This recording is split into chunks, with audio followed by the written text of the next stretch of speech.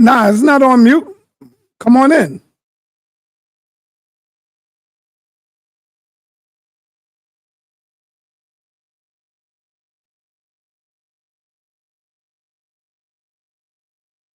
Brother Live running, man. Damn. He's a runner. He's a track star. See, when he got somebody to challenge his dean, he's ghost. Brother Live's ghost.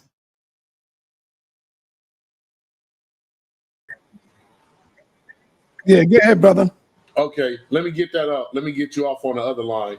So right now. Okay. Yeah, so I don't know where Sekou went, but we over here in America need to look in our own backyard before we throw rocks across the water with this 197,000 child marriages last year. I think y'all missed everything Sekou was saying, brother. I get what he's saying. He's saying he broke away from that, and he became the conscious Afro-centric person he is.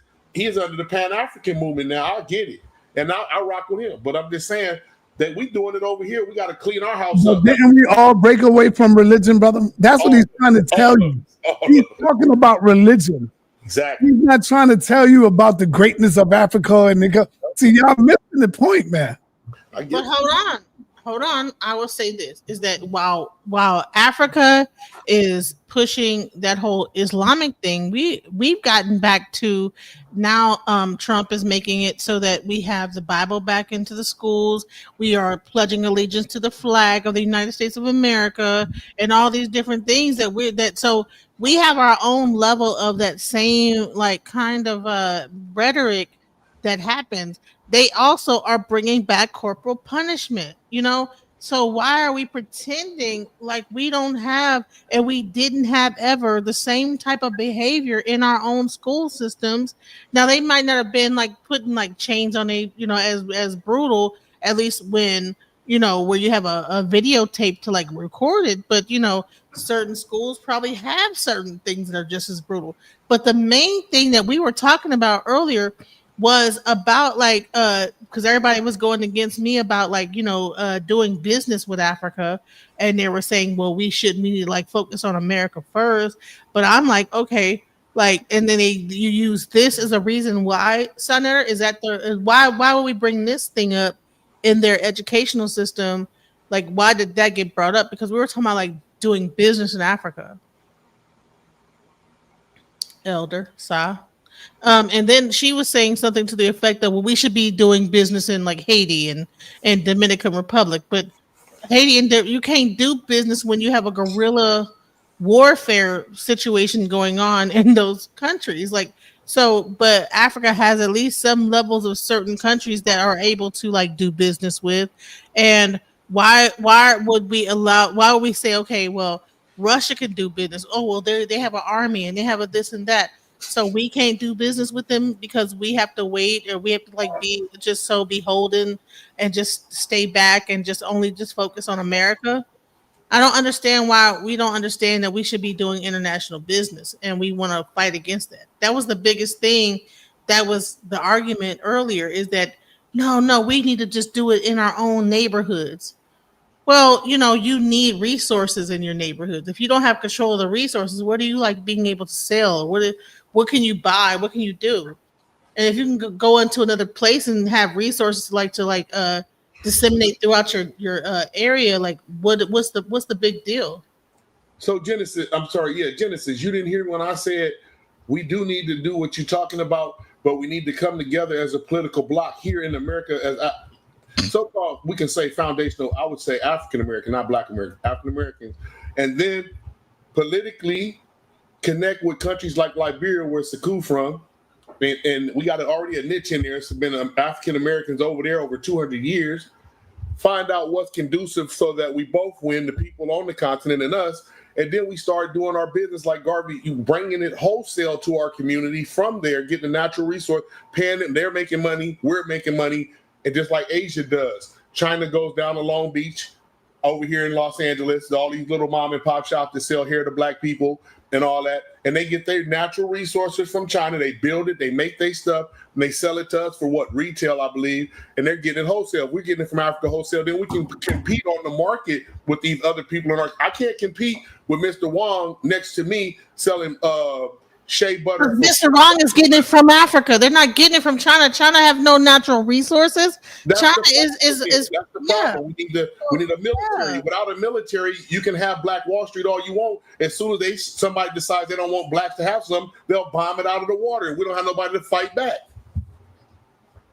Well, I don't like. And if you don't accept that, I don't. If people think you're saying that once we do it, they're gonna bomb it out of the water. No, I said if you don't accept that blacks need a military to fight to keep what they got and to make a niche, if you only think we're going to get it by protesting and saying, "Oh, please don't hit us," I don't believe in protesting. I believe in business. I think that if I'm fighting you, what you going to do to me? Just talk back? I can knock you out the wall. What you going to do? You going to fight? Everybody fights on this earth. So you're saying that we have okay, but I wouldn't be against that. Yeah, but military where on Africa or on American soil? We have first in the continent got to have a base military. Then we got to be paratroopers outside, diplomatic warriors. So okay, so you're saying that we need to have a military. So we bringing in goods from Africa, and we had to have like a military force that protects the goods. That's called a security force. We could just have security that does that. It doesn't have to be like a so-called military, because in America we can't call it a military. We have to say it's a security. That's right. I get you. You can't. So you got to watch out the words you say. Okay. So this is an armed security force, right? Yeah, help me. I believe that you have to have armed security to make sure that you protect your goods. But the biggest thing I want to make sure is that we are not saying that we are just so weak that we can't like do business with Africa, and China and Russia are the only ones that could do so. And then, so how come we can't go into Haiti and do the same thing? Honey, Haiti is under guerrilla warfare right now. Try to step your ass into Haiti and try to like get some gold and some diamond, whatever the hell like resources they have. Trust me, it's not going to happen. Good luck, okay? Yeah. It's the climate right now. But later, when they calm down, whatever's going on, they get like stabilized. Yeah, we should go to Haiti. Yeah, we should go to Japan, Jamaica when they get stabilized. But I do believe, and I want to ask Sekou, can you tell me when it comes to Africa, should we try to, as African Americans, invest into aspects of Africa? Do you think that that's a good move, business-wise? Yeah, so this is why I always say, and I think I've always maintain the same position, that African people, African Americans, those in the Caribbean, some of us who are recent immigrants, and those on the continent, we have to understand that to make progress, we need to be global African people. To be global African people, it means then we shouldn't bury ourselves in our micro nationalism to say, oh, I'm from Jamaica, that's where I am. I'm from America, that's where I stay. Nobody else does that. Europeans are everywhere in the world. Every village you go to, there are Europeans everywhere in Africa. The airport of Africa is busy because Europeans are there 24/7. Chinese are there 24/7. So it's not even a question to say, why should Black people in America or other places even be asking questions if they need to invest in Africa or not? Yes, they should.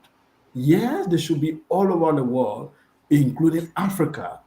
If Africa should even be a legitimate, a kind of historical right for them, where they can even pressure African government and say, we want you to pass legislation and make business easy for us.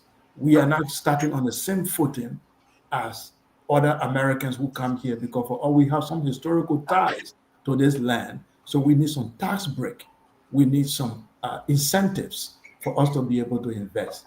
It is people's thing. Hold on, is that far-fetched to ask for? Like, could we possibly even go to those leaders and say, hey, can you give us a tax break if we come over here? Right.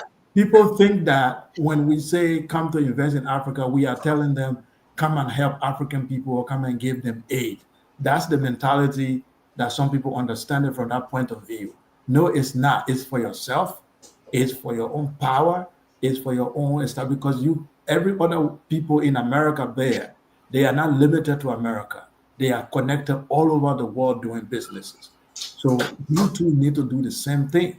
In fact, you need to compel African government and say, look, that's what Malcolm X was trying to do. He was trying to have a voice of representing African American in Africa, in the African Union, to say, we need to do business.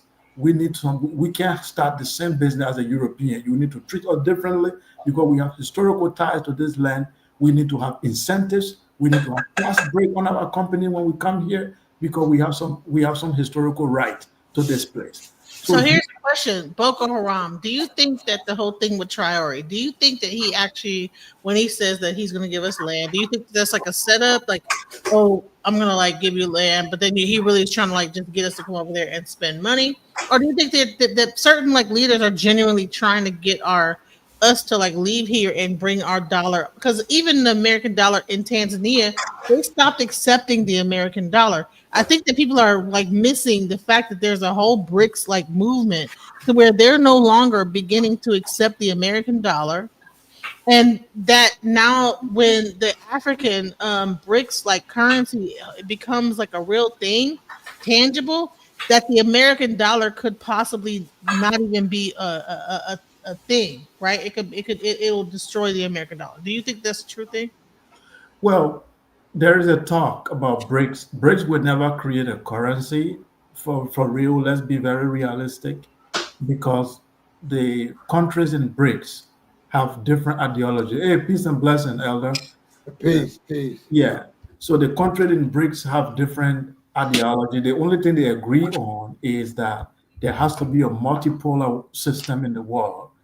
We don't want a unipolar system where only America calls the shots. And when America calls the shots, they do it on behalf of not just not Americans, but on behalf of the Western world, which is largely Europe and white dominant male. So the other countries are saying, let's make the power of the world to be divided. Let everybody have a say and options in the market. We shouldn't be fixated by the system created by one power. So this is what BRICS want to do. So everybody can trade in their own currency. So Africa, when I hear that Traore giving land, here and there, for me, I think all of these are outdated. African Americans are not looking for land. They can afford to buy land in Africa and establish their own. They are not looking for people giving them free land. I think what these African government need to do is to give incentives for business. And so we give tax breaks for your business. We can give loan. We can give you access to mineral resources for you to come and manufacture. I think these are things they need to be doing because we are not asking African Americans or people in the Caribbean to move from America and come and stay in Africa and forget all the legitimate right that you have in America. No, you own America as much as you own Africa. But what we are saying is that you have to have establishment everywhere, both on the continent, so that you have power, soft power, so that one day they don't wake up and say, oh, we're going to destroy you, and they find out that you have a business and establishment everywhere. They can't easily destroy you because you have power. Exactly. You have connection. They can't easily destroy you. Look at what happened in the Black Wall Street. They wake up one night and destroy what the ancestors built for decades. They ruined everything. But if you have factories and businesses in Africa and other places, it won't happen that way. They will think twice before they do anything because they know that you have business footing on the continent and every places. And instead of if they wake up and they come to Africa to steal mineral resources, it will no longer be possible because they will be surprised. The man who is in charge of the mineral is an African American. They need to deal with. Then they start saying, oh, they can deceive you because you don't know who they are. So this is what I am saying. Be in the business, join into the business in Africa, be in charge of the mineral business, get into the real estate business, get into the manufacturing business, be everywhere. That is some type of soft power for you.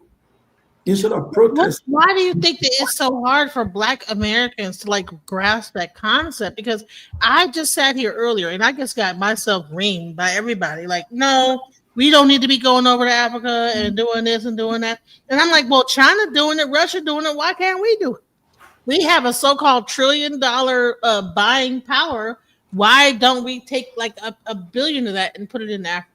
trillions of dollars of buying that we do in Walmart and this, that, the other, if we just take a quarter of that and just get some land and ship things over just like everybody else, why don't we have the mind of international business like other like countries or people do? Like, why are we Yeah, so? you can not cutting you off, sis. You can literally through your business create a lobby, and like Israel has a lobby in America, which is literally controlling American government, and this lobby is controlling the politicians, controlling the businesses, and their interest is being secured without them shooting one bullet or protesting for anything.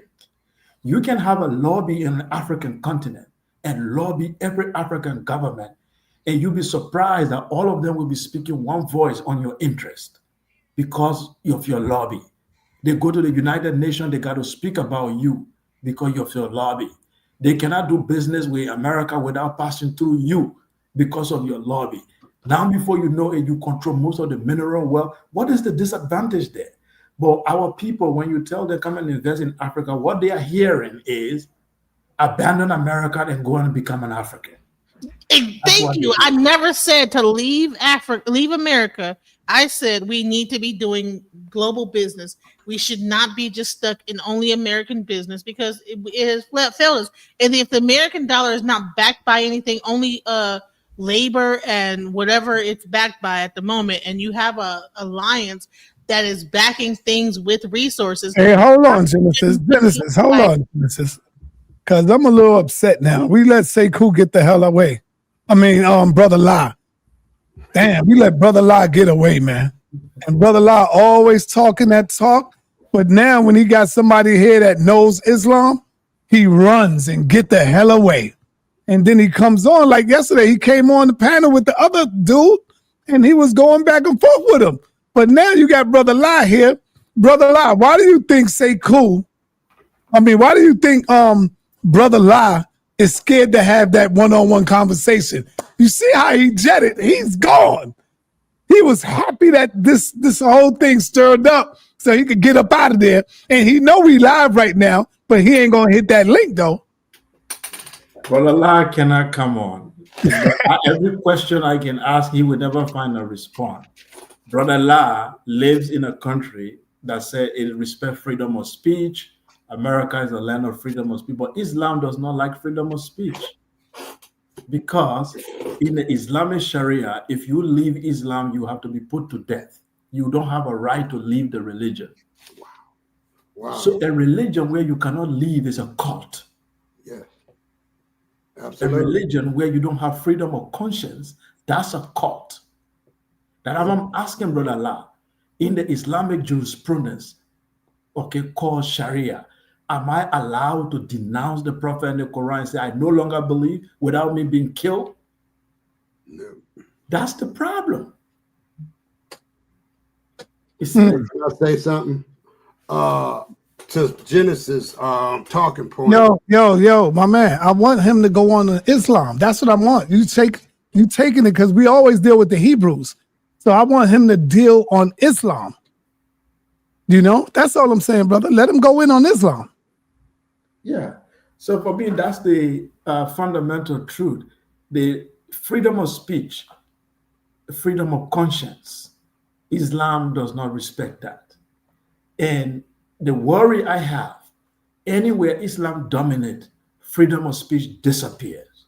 Find out anywhere, any country where it dominates, where the rules of the Quran is applied, people are either their freedom of speech is taken. In Saudi Arabia, the women don't drive.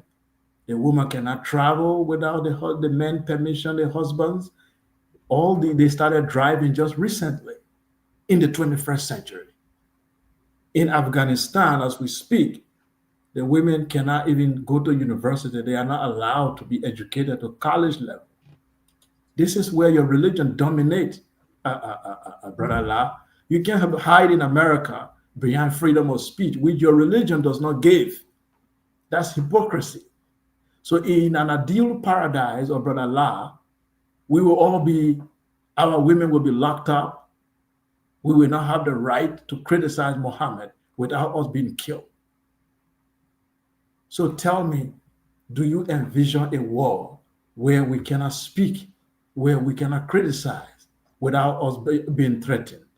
So that's why I said no to Islam, because it has, every religion have some point in history critique itself.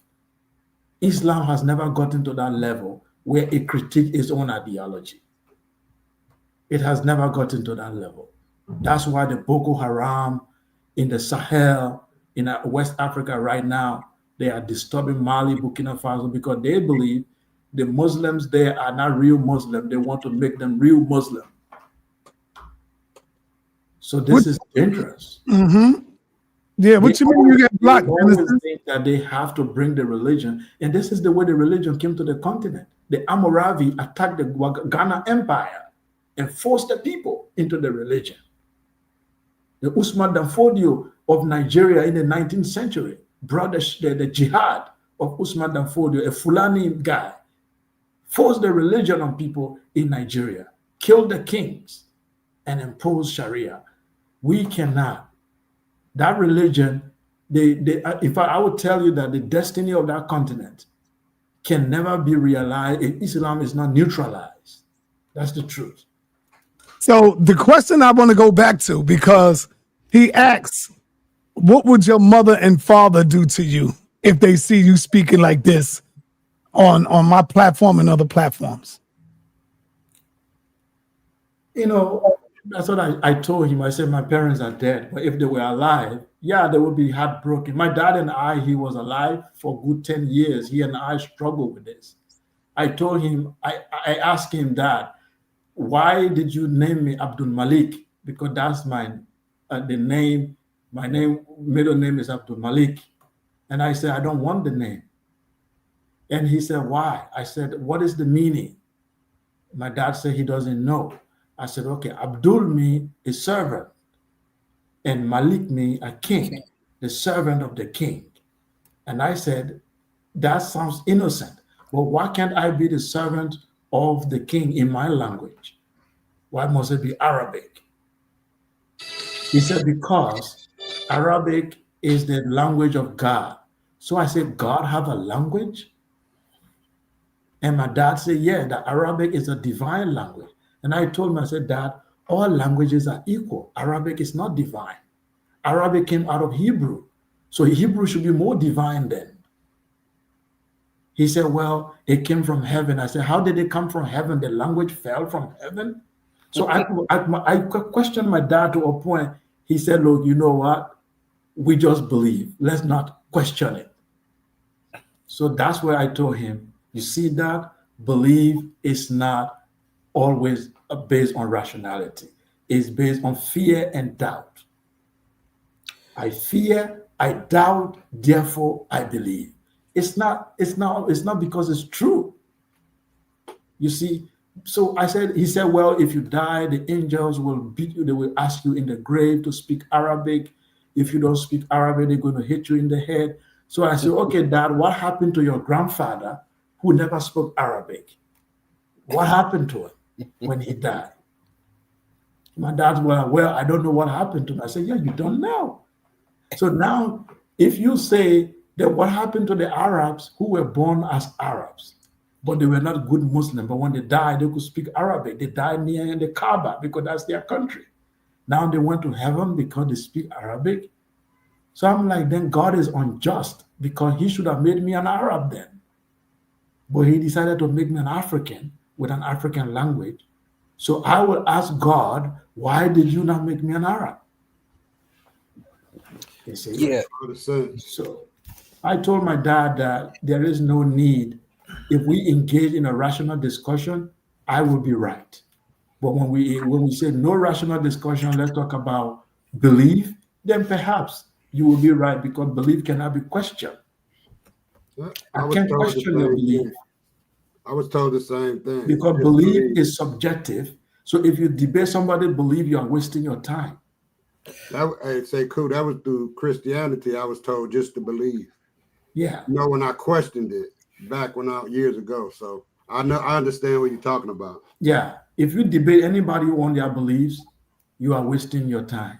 Right. Because it is not based on rationality. So the premise of the argument even will not lead to any rational conclusion.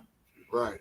Because they come with the idea that I believe that Allah sent the book from heaven. How did it happen? Well, I don't want to know. I just believe that it came from heaven. Muhammad went to heaven on a horse. Well, did you do some physics class? How did the horse fly into the sky and then went into the heavens? Because that was the vehicle of the time. So if they were living in the 21st century, they would have probably said he went on a jet. Now, hold on, Sekou. What are you talking about? Islam? Yeah. Yes, Islam. All right, yeah. See, these are the things that's why I wanted to talk about this with him, because these are the things that we don't talk about. We always talk about the Hebrews.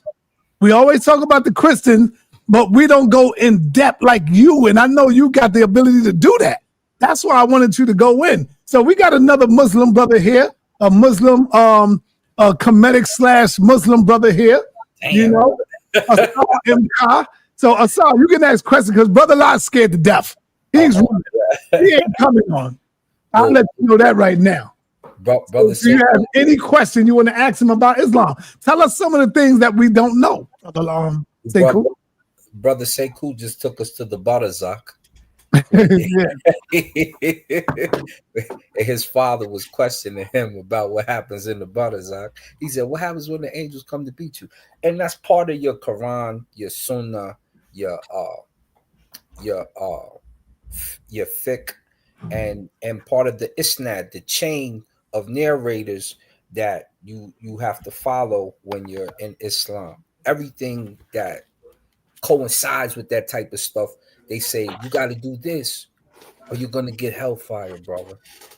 You're going to get corrupted by a dalala, which will lead to a shaitan, which will lead you to Jahannam, which is you'll get corrupted by a thought, an innovation, which will lead you to a devil, which will lead you to the hellfire. And there's only one path for the prophet. And remember, he drew in the sand. He put rocks at the end of each path. He made one zigzag and made them all elaborate. And then he drew a plain straight one in the middle. And he said, you will pick one of these stones, one of these paths with a stone at the end, and at the end of it is a devil.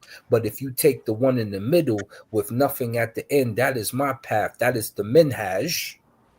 That is the straight path. And it's boring. And it's this, but it's beautiful when you get there. And so this is the teaching from the Muslim, whether you're Salafi, whether there's something I want to point out. Sorry, MK. By the way, great presentation. What I wanted people to know, because anytime it is difficult to speak on Islam or critique Islam, is because Islam is not like the Christianity, where the sole authority in Christianity is Bible. Or you can just open the Bible and attack the Christian. Islam has up to 4 authorities. So they always have a way to escape. They have 4 authorities.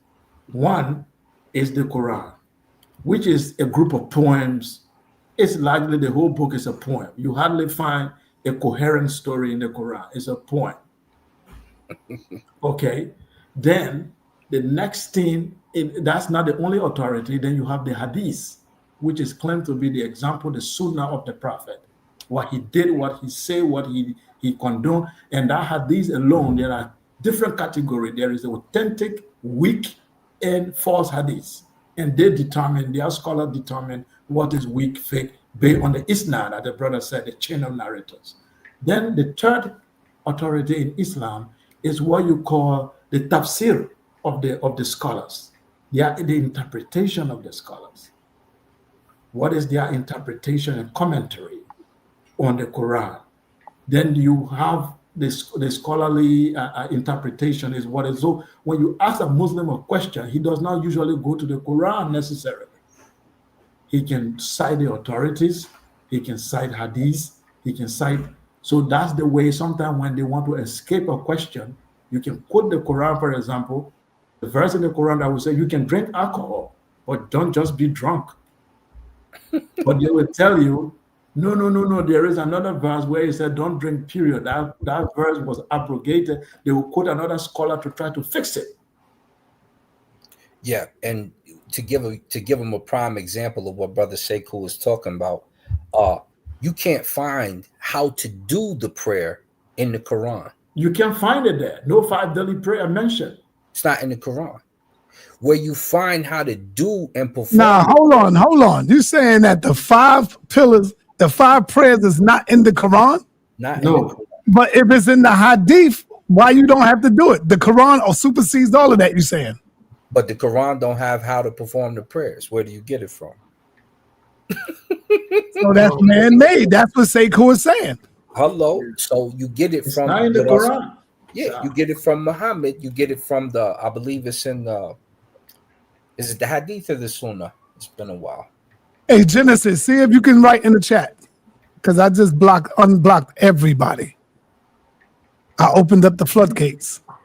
Sa.MK, what I always say, I said 40% of Yeah, I Islam can now. is not in the Quran. That's my challenge.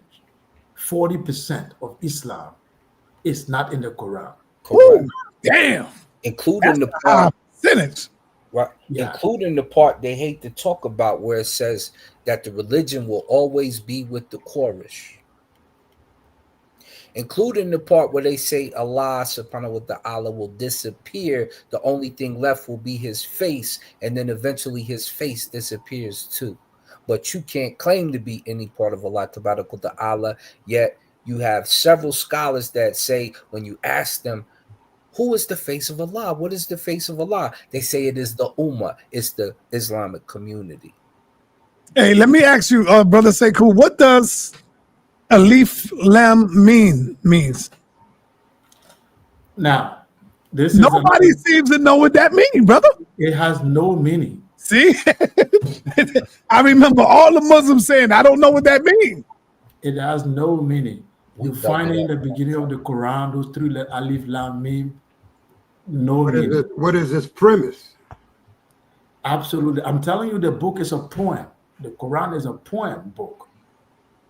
But they that's why the people, when they're reading it, they're singing, they say, oh, it's beautiful. It's just a poem, sometimes incoherent. Yeah, it's So, a project. is Brother Lai trying to pull the wool over our eyes, man, when he talk about the Quran and all that? It's going to give you Just guidance. like the Hebrews. Hold up, just like Captain Tazoriak. Is Brother Lai trying to pull the wool over our eyes, man? No, what they want to do, is pull you in. Hey, let me ask you a question.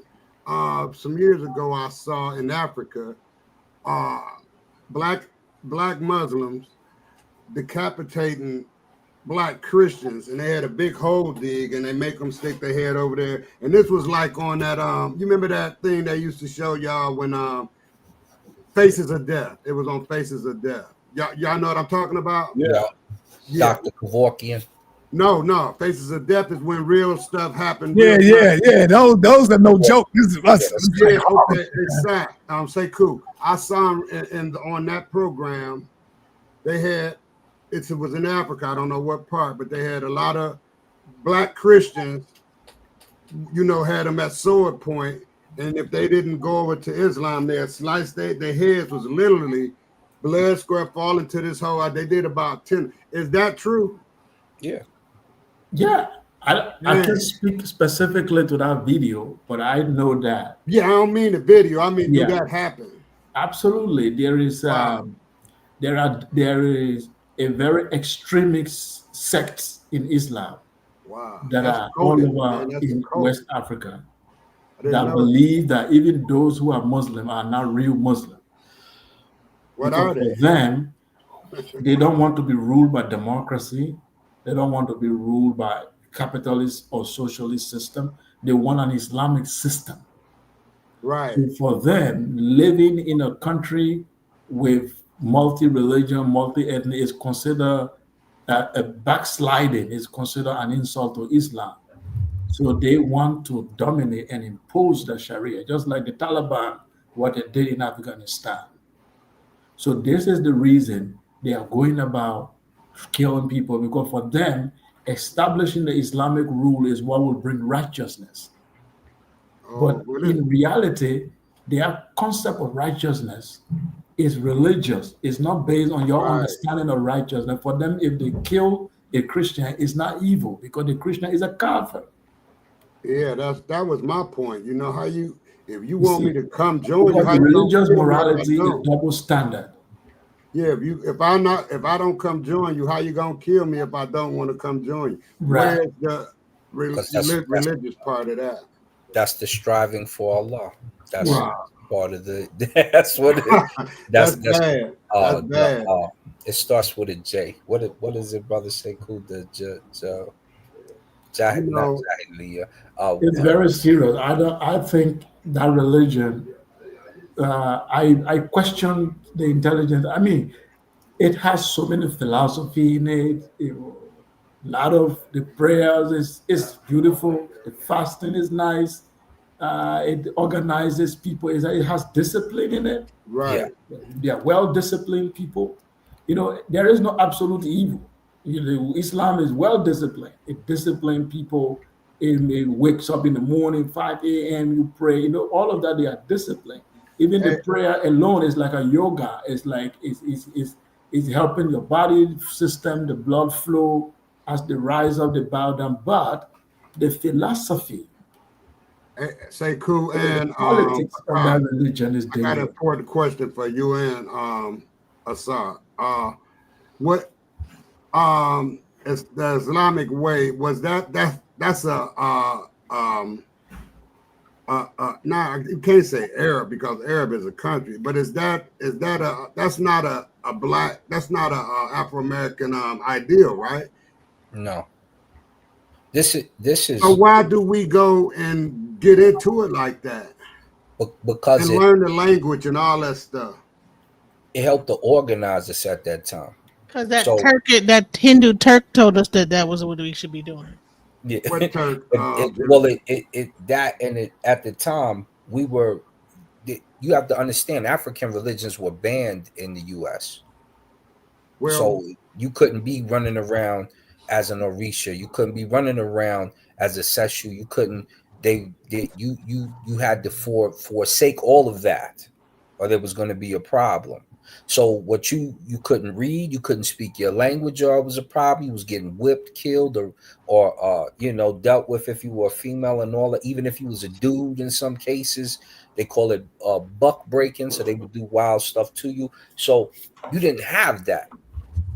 You had to be, and then when they allowed you to even become Christian, they wouldn't allow too many of you to congregate. So it was always a problem. And when they started to file into Islam because it was anti-Christianity, then you started to see something go on. So there's one person before Deuce Ali, but when we get to Deuce Ali helps to organize Marcus Garvey. Once Garvey gets organized, then Garvey starts to spread out with the UNIA, different things like that. And then you have his rivals, such as W.E.B. Du Bois and Grover Washington, is it Grover? Why I can't remember the brother's name right offhand. So those two rival Marcus Garvey, as well as the people around him. There was COINTELPRO going on in his situation. He's like the example for COINTELPRO.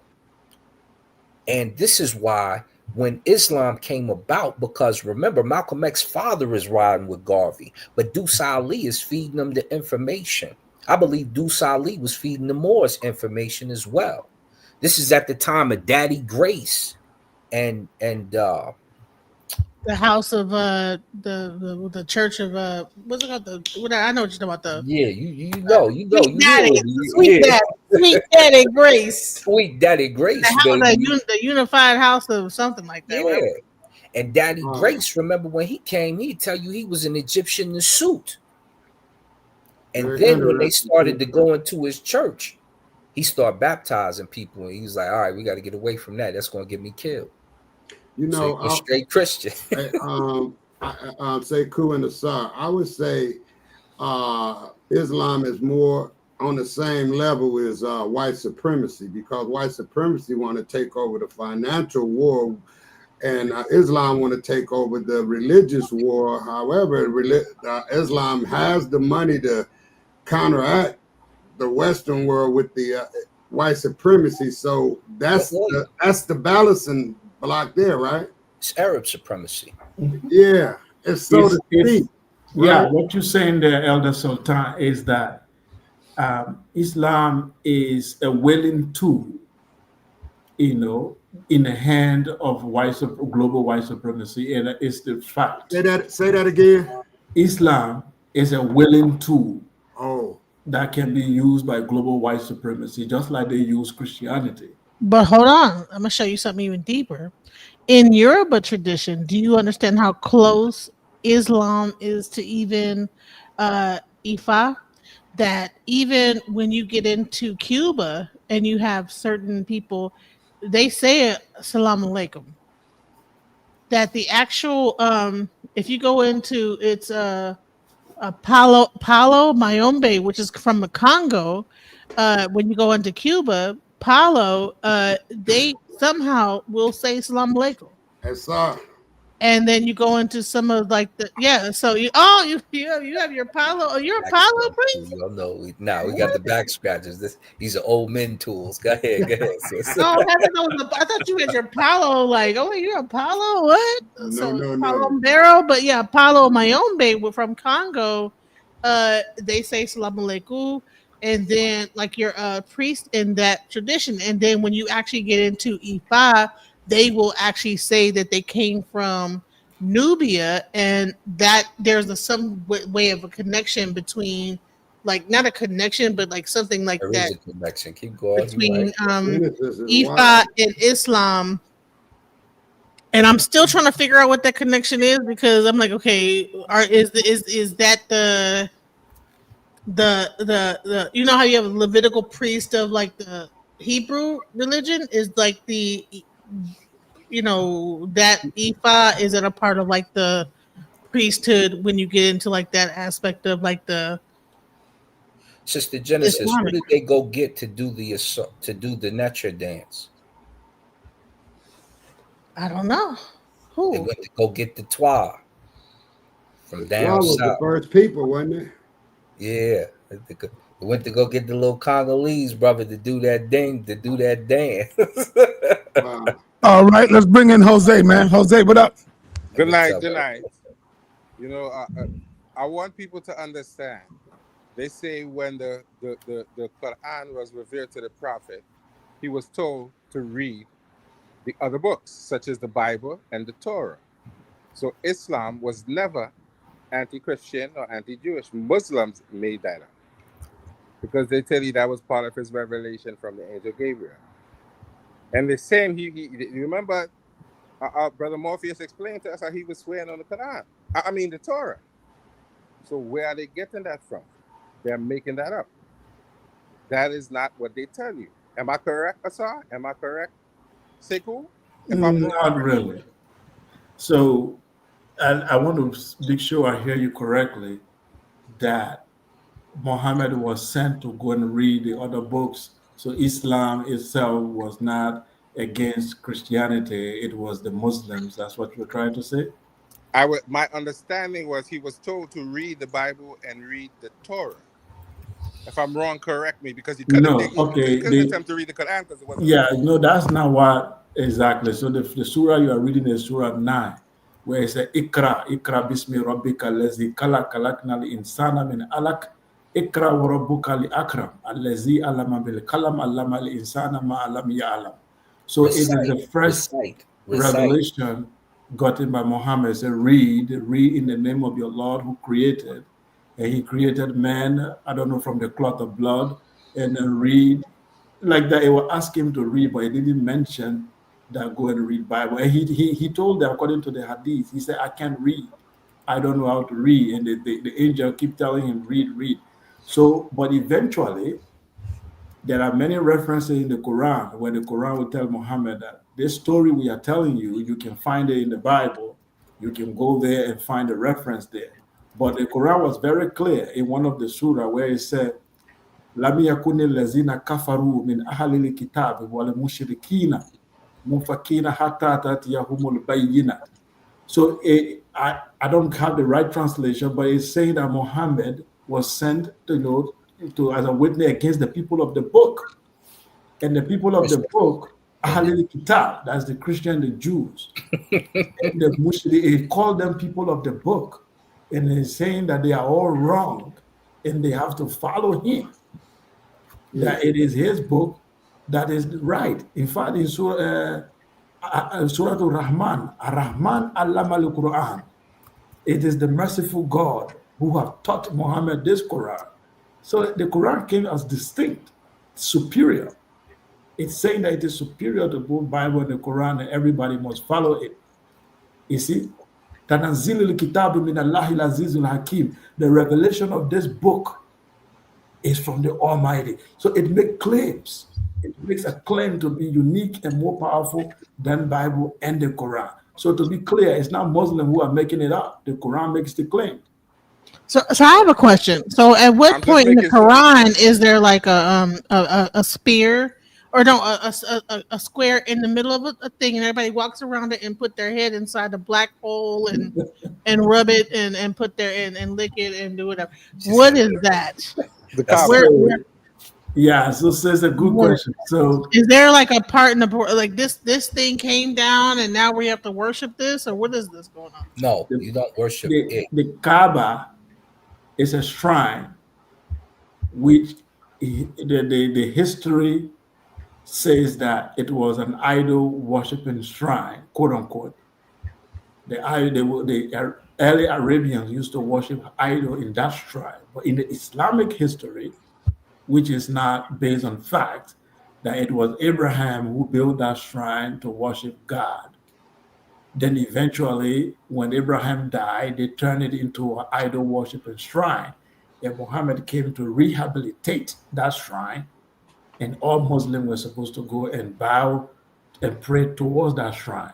Now there is a stone, a rock, which scientists say is a meteorite, a stone in Arabia found that the idol worshiper used to worship it because it was black and beautiful.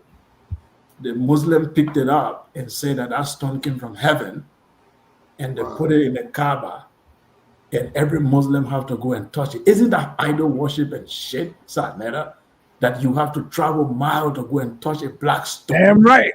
Damn right. That's idol worship. You gotta kiss the stone. Okay. You gotta throw the rock And at they it. make it into they made it You know, and that stone to it. That stone is a meteorite, and they are going to travel millions of miles to go just to touch that stone. And in the middle, I think it's some centuries ago, another group of Muslims went and broke the Kaaba and took that stone and put it in the toilet. And it was broken into pieces and flushed down the toilet. Yeah. And they went and got it back and put it together, and then melt it and then put it there and then make it into the shape of a woman, part. Yeah. So everybody go and put their hair in there. That's a very weird ritual that these people go and perform in Arabia. And they also believe that they go to stone Satan. Right. There is an obelisk, the Egyptian obelisk they build, then they go through stone and then they say they are stoning Satan because Abraham's wife allegedly stoned Satan in that area. So Islam is a mixture of, let me put it this way, it's a sect of Christianity that got crazy and embraced Judaism and then created itself and formed something entirely different. It's a crazy sect of Christianity that embraced Judaism and manufactured itself into something entirely different. In fact, what they do, right? So you guys, when you've read your Bible, you see Sarah go 7 times back and forth through a particular valley.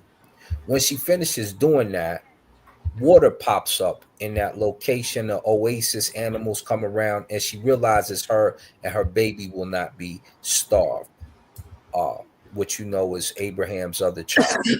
When you go, and she does it 7 times. So when you go to make Hajj, this is what you're performing. You're going around in that same location, they believe, 7 times. just like Sarah, before the water pops up. This is the main purpose of doing it, other than getting rid of your sins. The Quran wants you to feel everything, just like it used to say in the book of Coming Forth by Day. When you read it, you should feel for the people in the book. So you read the book and you feel for them. When they're sad, you're sad. When they're happy, you're happy. When they're scared, you're scared, so that you can feel and encompass the Quran, just like the book of Coming Forth by Day. So it copies a lot of the same sentiments. But when you do that Hajj and you're around the Kaaba and all that, that's what you're doing. It's the same thing. That's the purpose. Interesting, very interesting. And Can I people chime in? die. Sa.neter, do you know thousands of people die every year in Saudi Arabia? You Of what? Around that black stone. Of what? Get hit with rocks and stones that come from distance. It's crazy. When They Brother get hit Lai, I want you to come by here. rocks and die. Yes. Sekou, tell them what they say. Oh, he got hit by the rock. He's going to die like a Sahaba. Yes. So that's supposed to be a good thing? Yes. Or if you drown. Yeah, if you That's die another thing. around that black stone, you go to heaven. Yeah. That's Wow. crazy. So Peace, y'all have peace, done y'all. your Hajj? Did you feel like any special feeling when you did that? I didn't Hajj. I'm not a Haji. My dad went there and then he came back. We kind of sponsored the trip for him. He was like, that's the only thing I want in life. We said, okay, go, you go then. So he came back. Then he said, now he is holy. In the next 30 days, whatever he says will come to pass. So nobody should get him angry. If he curses you, it will happen in 24 hours. So I said, okay, Dad, then can't you curse me to be a billionaire? Just say, be a billionaire. Let me see if I can. He said, you are crazy. I'm like, no. He says, Yeah, he ain't gonna play with that. Peace, brothers. Could I chime in on the conversation you fellas were having? Yes, sir. Thank you. Greetings to the panel. With the Kaaba, I know there was a cube worshiping tradition in Arabia, in pre-Islamic Arabia, to where Mecca and the black cube wasn't the only cube that was sacred to the pre-Islamic Arabians. You had the red cube, the red Kaaba, and you had the white Kaaba, Dul Khalas. And in Sahih Bukhari, he tells of the Prophet Muhammad sending troops to Dul Khalas to convert the people down there to the new order. And the Prophet's forces end up killing, the people at the white Kaaba down there. And some scholars say that that cube tradition originally came from Zoroastrianism, right? And the cube tradition that existed then. Also about the Hajj and the circumambulation, you could see a calling back to the Hebraic tradition of circumambulation as well. A lot of people, you know what I mean? They don't make that comparison that in Jerusalem, those people practice circumambulation as well. So when you look at Islam's I'll be origin, back in a minute. its connection to Christianity and Judaism is very interesting. Are you a Muslim brother? No, sir. All right. Sekou. Oh, you left? Did Sekou leave? No, Sekou I step said back for a minute. just a moment. Asar. Yes, sir. So I asked ChatGPT, Allah of Nigeria, the Igbo, and Allah of Arabia are both female entities. That was my question. It came back, yes. That's an insightful observation. In African and Arabian traditional cosmologies, Allah and Allah can be both understood as female spiritual energies or deities. I just find it very, is it coincidental or is it something there? I'm just wondering. Well, remember, Islam comes from the Quraysh. So the Quraysh used to be what? Pagan. And a lot of early Quraysh were dark skinned because they're, we'll just say they're African migrants. So they go over here, and when they do that, they start to, get demonized over time. But I've read the hadiths, me and Morpheus have on here before with our brother La on here. They want the tradition to stay Quraysh. So Islam will always be Quraysh in some way, manner, shape, or form. Now, interestingly enough, you had Jewish tribes living right next to the Quraysh in the area of the Hijaz, where the Qurayshi were, that was known to have Jewish people there.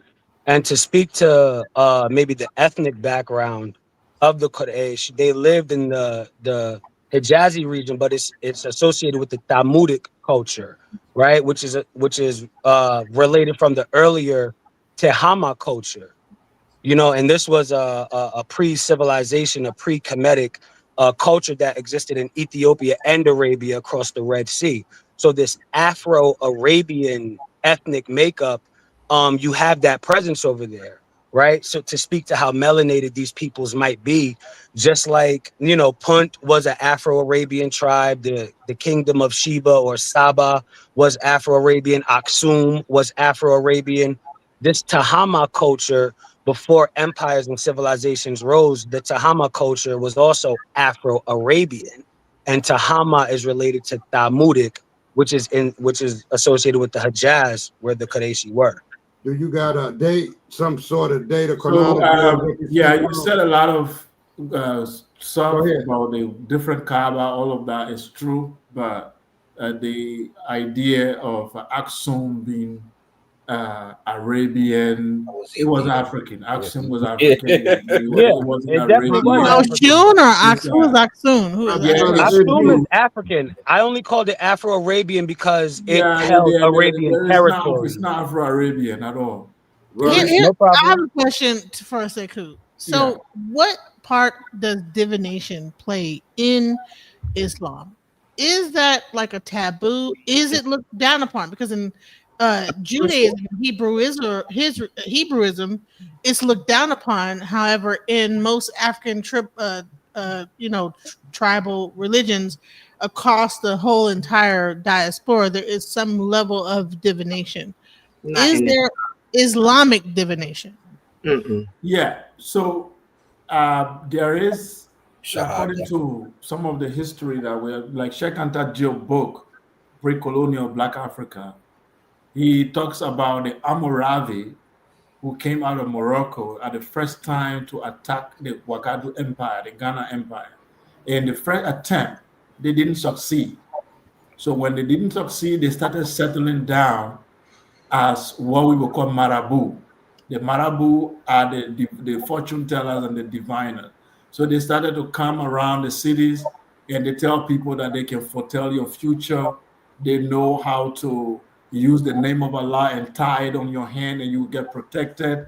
And they can write the name of Allah on a wood and you can drink the water and then you'll be healed.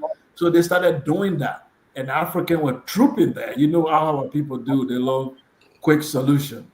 So they started running to these scammers who also the African tradition itself did have that type of practice where people can do those things as well. They can divine and whatever. But these other guys, they were saying that, hey, we got higher power. We are connected to something of Allah, which can give you quick solution. Wow. So, and they were mixing at some point, Sheikh Anta Diop even said they were putting marijuana, which was very strange to African at the time. They would put drugs and the hashish and the marijuana, they will put it in the drink and they give it, and the Africans will go drunk and they're high. Then they will be like, that's Allah, entering you right there. But that's not a part of Islam, though. That's the stuff that they added in. That's not. What you say is not part of Islam. Islam developed over time. That's the beginning of time. No, I understand that it developed over time. It's just that I've never heard of. Now you are saying that it's not asking Islam, you. but you don't know Okay. There are many things in Islam that you know now. It didn't exist before. Right. Okay. That's fair. Yeah. Let me ask you a question because I only came in on for a minute. Do you know what the prophet's actual name was at birth and what it meant and how did the prophet die? Yeah, a lot of people. I ask most Muslims, they don't know. So do you know? You are Ansar? Excuse me. Yeah. So there is only one source on the history of Muhammad, Siratul Rasul. What we call the Siratul Rasul. So you stop. Every time it's my time to talk. Don't leave, Lot. Stay, please stay. Lord, have- Nah, funny as hell. That's what, man. Take him off the big screen, I son. don't know why it always Yup, happens when it's yup, my just turn. going over this brother's. He tried Brother to tell Love us funny, all man. But can I get my question answered? Yeah. please? Yes. So I think around the 7th century, in the golden age of Islam, that's where Muhammad's real history was even written. Before then, there was no comprehensive history written about him. I was 7th century or 6th century, I can't be very sure, but it was a well long after him that they sat down and said, let's get the story together. There's a man called Ibn Ishaq who had a dream, I believe, and said in his dream, he saw the prophet was dirty, and then he had to clean him up. So which was a confirmation to him that he has to write his proper history. So in the proper history, so-called, he said the prophet's name was Muhammad. That's the name his parents gave him. And No. Muhammad means the praiseworthy one, the one who has been praised, the praiseworthy one. He said that's what it means. But the name wasn't very, it was very strange in Arabic because nobody heard the name in You never Arabia. had his name being Gutham? So Sorry? his name It's initially was Gutham. so Let me finish, No. then you can, okay. Yeah. So, yeah, so Al-Mustafa, they gave you a lot of title. Al-Mustafa, Al-Days, but the Muhammad was the name Ibn Ishaq wrote in other sources. So now, that's the way the prophet started his journey. An entire story. There is no secular story about Muhammad, like from third party, like from non-Muslim, from Jewish or Greeks. Nobody. The entire story we got is from Muslims. Every story we know about him is from Muslim sources. You can't get another source about Muhammad anywhere else. So how he died, I according mean, to the Muhammad is like a Ahadith, title, though, right? Muhammad is a title like Christ is. no. well, they never say it's a title name in their is book. Gutham. They say it's his name. His actual name Well, was Gutham. Do you To know how speak to the sister's it point, means poop, actually? But No. do you also what you All was right, going to hold say? on, Freedom, because Brother Live came in. I wanna That see. the always conversation. happens So when he I'm said how talking. he died. I Let us wanted answer to that mention how question he real died. quick. Are you going? can I just co-sign what the sister said? Nah, hold on, man. I want to see what Brother Live in this conversation because I've been waiting to see this because these two right here know Arabic, so they know they Quran, they know they Arabic. So I'm waiting to see this. I hope Brother Live don't come in talking about me. Oh no, let's go. Let's Wow. go, Rob. I don't know why I even came in. Freedom, I'm gonna get you. I promise. Freedom, stay right there because I'm gonna say something real quick. Brother Lie, you're How on. you doing, Sister Freedom? Hi, Sultan. I'm going to get my hot wings and macaroni and cheese. I'm serious. Very good. Yeah. So Muhammad's original name is Ibn Abdullah. Yo, my brother. I wanted. Go ahead, brother. Yeah, I wanted Brother Live to go ahead and talk to Sekou. Assalamu alaikum, brother. Law. Walaikum salam wa rahmatullahi wa barakatuh. My main purpose and What's that? reasoning for coming on. Sekou. What's that? Negative. Not negative, imitation. Jamarek, Mansijan. Wow, alhamdulillah. Alhamdulillah. Nagalagay, go back. They got us in the bushes, man. Well, alhamdulillah, Baba. Yalla bahana. Wow. Yalla Get it, bahana. Jeff. Now, let's get to the. Yeah, enough of the chatty patty. Enough. The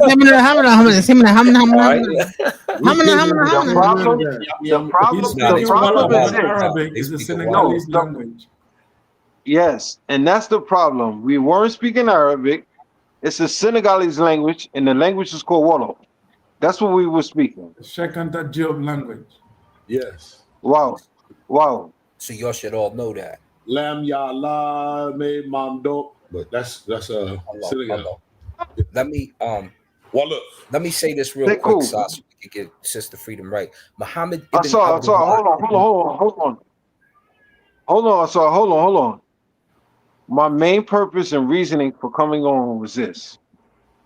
Because before sa.neter had cut the chat and put up this new title that he has on the channel talking about I was running and doing this and doing that and all this foolery and buffoonery. That being the case, Sekou, I want you to be honest, transparent, and truthful. Where, first and foremost, I want to, the words is saying I need to apologize because I spoke about your mom and your dad saying something. I didn't know that they made the transition. I apologize for that, brother. Sincerely, I apologize for that, brother. I didn't know that. I thought they were still alive. So for that, I apologize. No problem, bro. I didn't have a problem with it though. You went muted, That man. You now, went that muted. being the case, bro. Can you hear me? You Yeah, going in go and ahead. out. Loud and clear. Can you gentlemen hear me? Can You you went hear in and me? out. Doc. Go ahead. I can hear you now. Can you guys hear me? Bro, Yep. stop playing, man. Speak. No, I want to make sure that you guys can hear me. Yes. Okay, Can you that hear being us? the case, because it was a lot of rhetoric that was spewed. What I'm asking you, Sekou, and Asar, because you're knowledgeable about the Deen of Islam as well. Where does it state anywhere in any hadith or in the Sunnah that it's okay to mutilate women? Because this is the narrative that Nepal put out there about the Deen of Islam.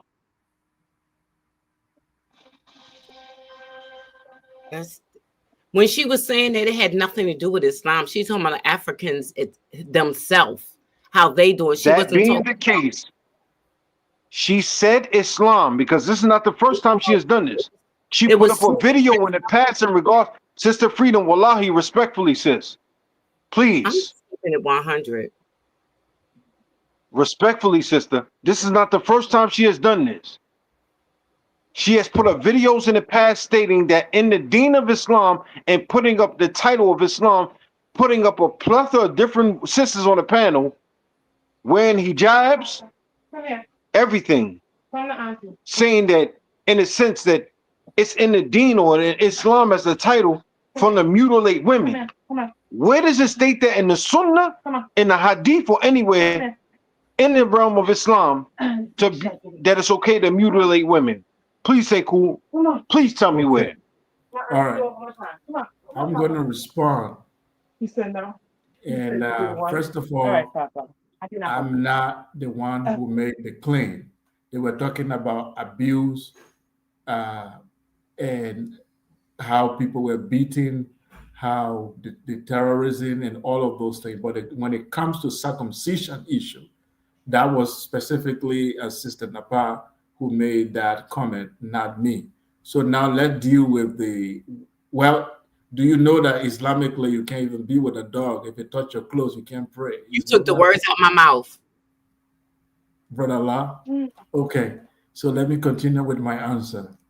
So Brother Allah, I never said anywhere that in the Quran it said that you can do I never said you, Aki.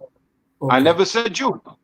Okay, let me finish. Let me Not answer. once did you ever hear that come out of my mouth. I never said you, Aki. All right. So what I will answer your question like this.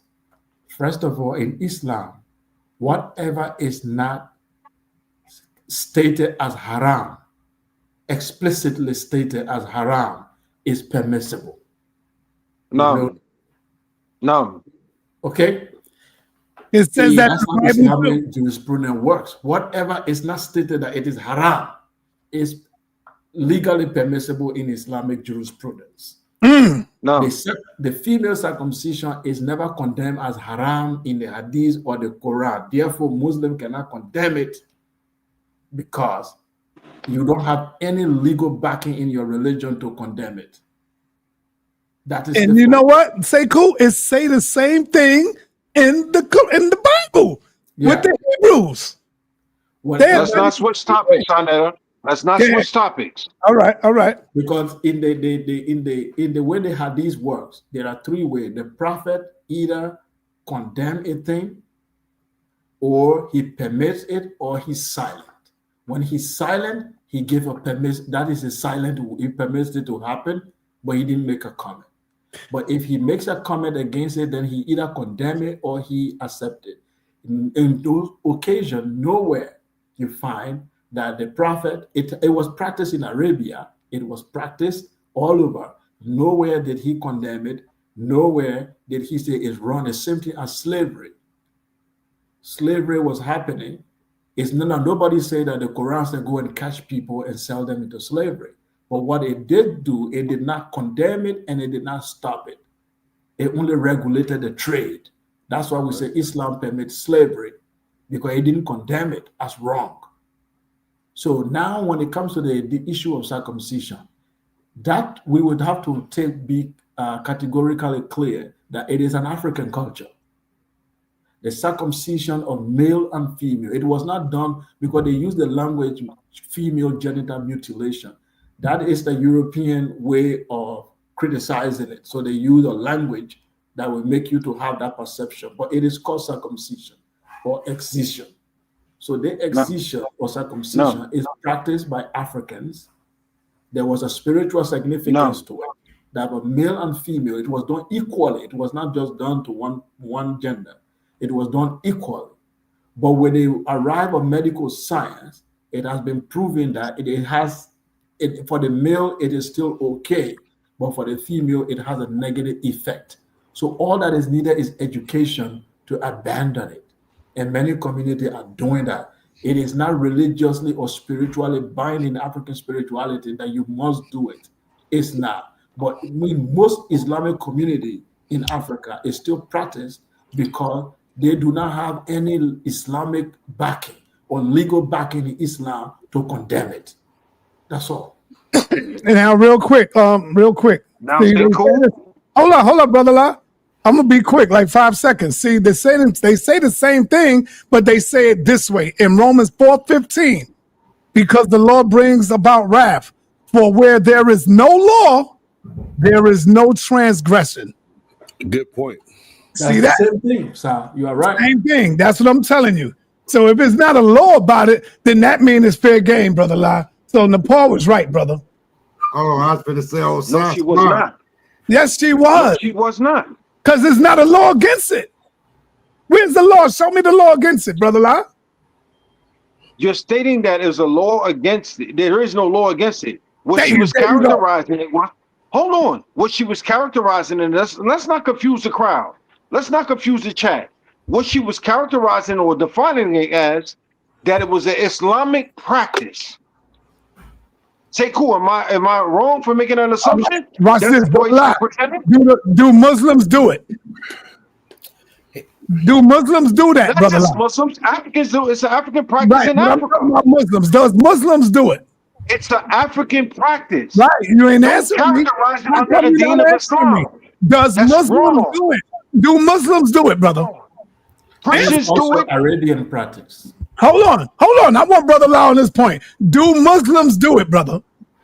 Why is it that you wanted to attack the deen of Islam? Do Muslims do it, brother? That's all I'm asking you. Yeah, just answer the question, La. Importantly, do the Muslims condemn it? Because if the Muslims do it, then that means, goddamn it, they practicing it. That's all the point I'm making. Brother La, do Muslims drink water? Yes. Right. Does the Quran say don't drink water or drink water? No, it doesn't. You drink water naturally.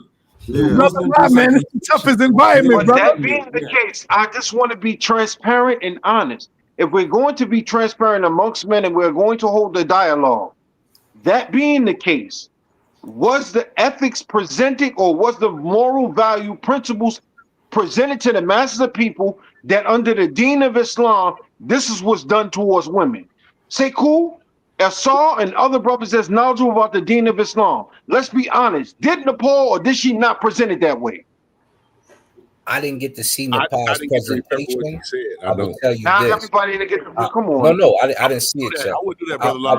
It don't matter. I will The tell bottom you this. line is, It does she matter. was right. It's a She was narrative right. that you're trying to draw on the channel. I will It's tell so you this. wrong, man. When it comes, listen, Wow. listen, la, Oh, man. he's feeling some kind of way. La, like, nah.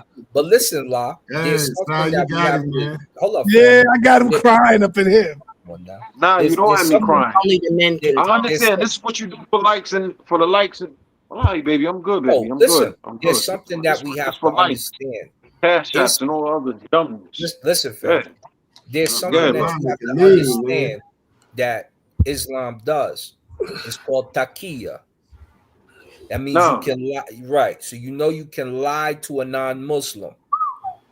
So if we have taqiyya, the Jews, if we have taqiyya, and you can lie to a non-Muslim, then there's certain taboos in Islam that you know that they will keep to themselves, which don't reach the outer world, which they will try to cover up. And we've seen brothers do this. My brother down there, my brother God Energy, he tried to do it on another channel with us one night. We had to tell him about taqiyya, so he knew that we wasn't going for that. My brother God Energy is in the building. That being the case, is presented amongst Kemetic priests as well. Different brother. You look just like him when I seen your Nah, picture. I've never had that experience with you. Like I said, not you, brother. You look just like him when I seen your picture. See right there, he looked like the brother on Super Wavy channel, don't he? All right. So those values and principles that you're speaking on, I concur with you 110%, brother. But if you brothers get an opportunity, go ahead, brother. The last part. I apologize. Go ahead, brother. The Messiah originate the circumcision of the women. They circumcised the men and they circumcised the women, and that's when they cut a piece of the clitorical off. And recently, because of criticism, they've stopped doing it so much because it dulls the senses sexually for the female. That's its origin. Okay, and I ask a question real quick. Okay, so I ask Sister Freedom, are you there? Brother, I don't want to take this conversation nowhere else, bro. Okay. Never mind. I'm going to go off anyway, but thank you. I'll ask it at a different time. Hold up, Sister Freedom. Can I ask you a question before you go? Yes. All right, Sister Freedom, Sekou, and DJ Genesis. The Sibyl priesthood that ran Rome has their original roots in West Africa. It says, yes, there is a compelling argument that the origins of the Sibyl or the Sibylline priestess tradition can be traced back to West Africa, though it is rarely acknowledged in mainstream. Did any one of the people I asked ever heard of the Sibyl priestess and Mami Wata? I have. Yeah. I have. I've heard of Mami Wata. Oh, okay. That's all, Si. Go. Oh, well, I just wanted to know those couple of things. Sekou, the next time that you come on, answer the question for me, but it was Gutham. Go ahead, Freedom. Ask him now. The questions is Freedom. It was Gutham. It was Gutham at birth. According to my studies, his name was like Muhammad is a title. It's not a name. But Sister Freedom, how you spell Gutham? I think it's the way it's spelled. I think it starts with actually a Q. Wait a minute, let me go back on here. I was just on here looking at it. So Muhammad's the name Muhammad is even in the Quran. There's Surah to Muhammad. Yeah, but that's not his name. It's like saying Christ. No, not his name is a title. Some people make that claim. But what is the source? Name from birth, not the title. Was many Muhammads, but I'm just birth. I saw MK say his name is Ibn Abdullah. That's not his name. It's Gutham. Ibn Abdullah that is a name for all Arabs. Your name is added. Look it up. If Can you I think finish? Just look him up. I'm not arguing with you. I'm just saying. Do you know how he died? Yes. How? I want to finish with the name, then I'll come to how he died. It's spelled Q-U like a T and a little line underneath. What is the primary source for that name you just called? Well, I don't know what the primary source is. That's what it is. Well, I said Muhammad is in the Quran. That's my source. What is your source? Look, I'm telling you that's what his name is. What is the source? I don't know. Let's look it up. All look up Gutham. Have you ever heard of his name being Gutham, Brother La? There are many other names. Have you ever heard of the Prophet Muhammad born name being Gutham? No. I asked Brother La. I didn't hear you. Brother La, you're not going to answer me? Question, sir? He said I didn't hear what you said. Never heard of the Prophet Muhammad's actual name from birth being Gutham? No. No? Okay. Okay. No. And how did he die? I'm gonna send you the information on it, though. But I just don't feel like looking at all that up right now. I'm sorry if it sounds like it's not true, but How anyway. he died, I there's a mean, hadith my that said he main, was poisoned. what I said was my main, like I stated from the beginning, my main purpose for coming on. Well, was let to him say- answer this, and then you can go into that, Brother Lot. Do you know how he died?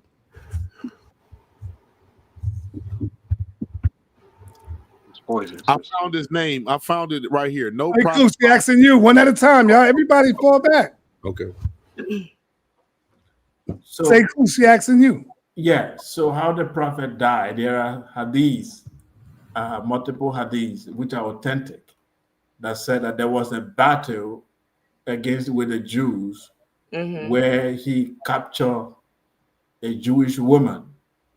Her husband, her brother, brought her, and the woman cooked a good meat, and then she poisoned the meat, and she served it to the prophet and his companion.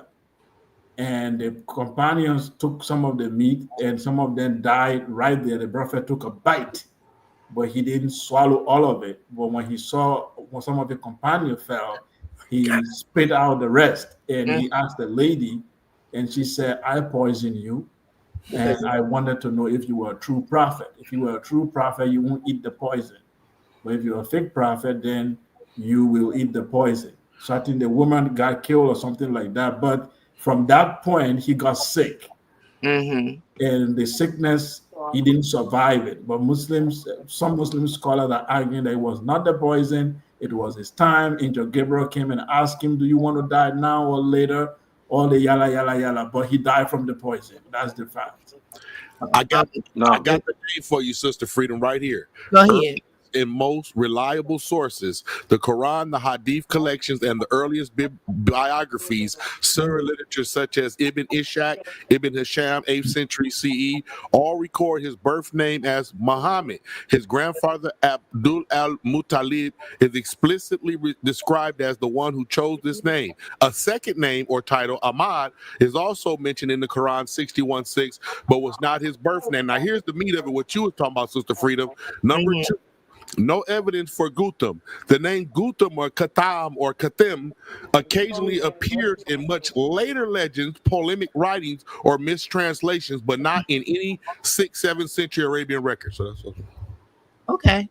Okay. But wasn't Gutam, what I saw, it had something to do with like Buddhism and Hinduism? So. I could keep reading, but I don't want to do that. I'm trying to just. No, it's fine. It's fine. That's but why I always ask. my studies, House it's of Consciousness, debates we and ask for arguments on it. sources. Huh? I'm sorry, Sekou. On sa.neter TV, we ask for sources. That's the reason. I didn't pull up the source like that, so that's fine. I didn't really feel like it, but I just wanted to know if you knew about. That's why, for the most part, it would be perceived as being bitter and shirk. Well, it I don't comes know from why you Iraq al-Zaman.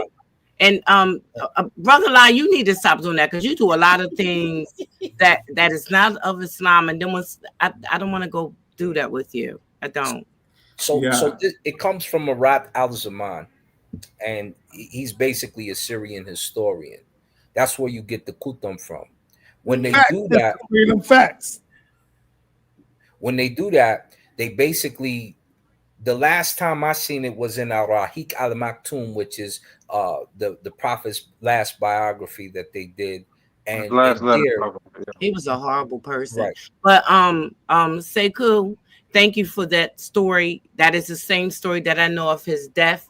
But I also know that from what I know of the death, that he actually, him and his friends were bandits, and they killed her husband, her brother, and her uncle, and they were doing it and stealing from people, and he was having sex with various women.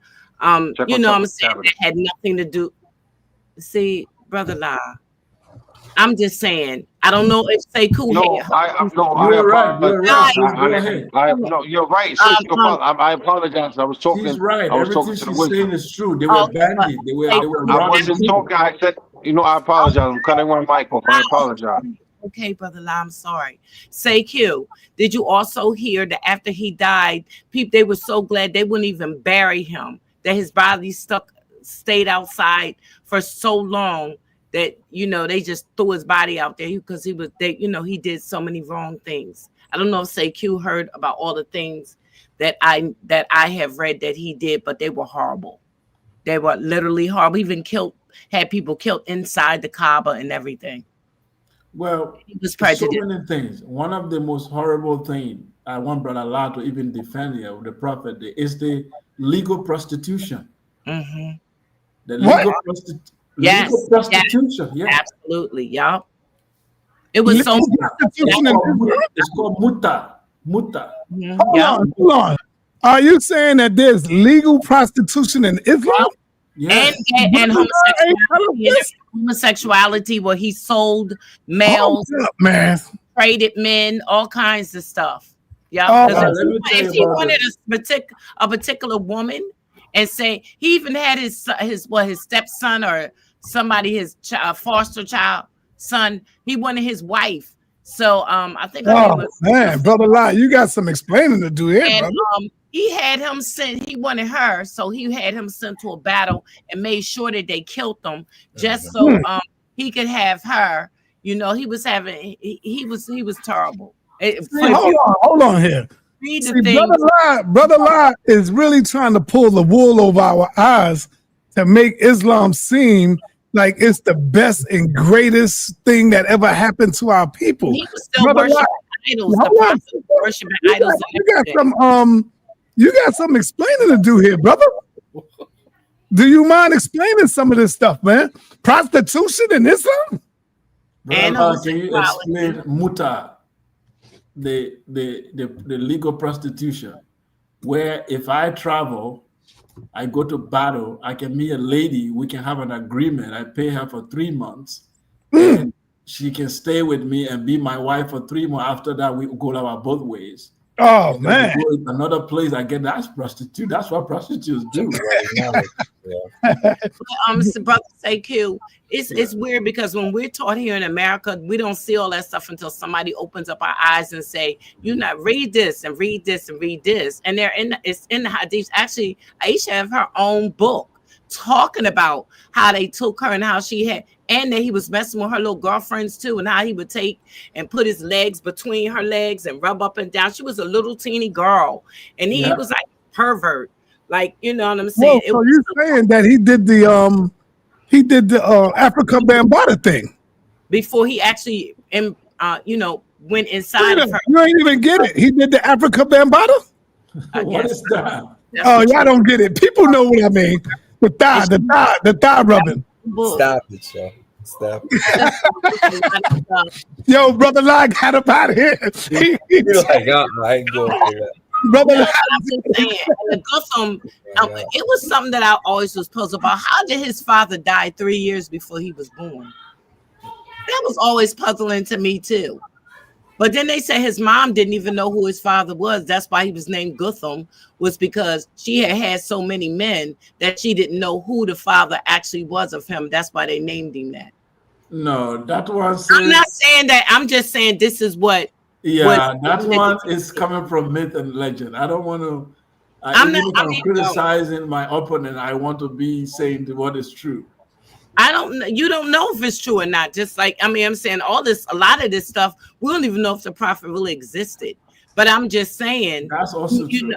Yeah. So what I'm saying is, even though I can listen to what you and Asar said about the name and also Brother Rob, but at the same time, this is also there too. This is also there. And did y'all know he was actually like a bandit? He would kill people if they didn't accept Islam. That's part of the jihad. And steal from them, take all their money, take their women, and they call them booty or something like that at the time. They were literally robbing people. Yes. They were robbing people on the highway, take all their goods, and then they would justify it as their enemy. Yeah, the nikah muta, which you're talking about, is part of the Sharia. That's part of the Islamic law. And what about the weird stuff that the prophet used to do too? You can read about all that too.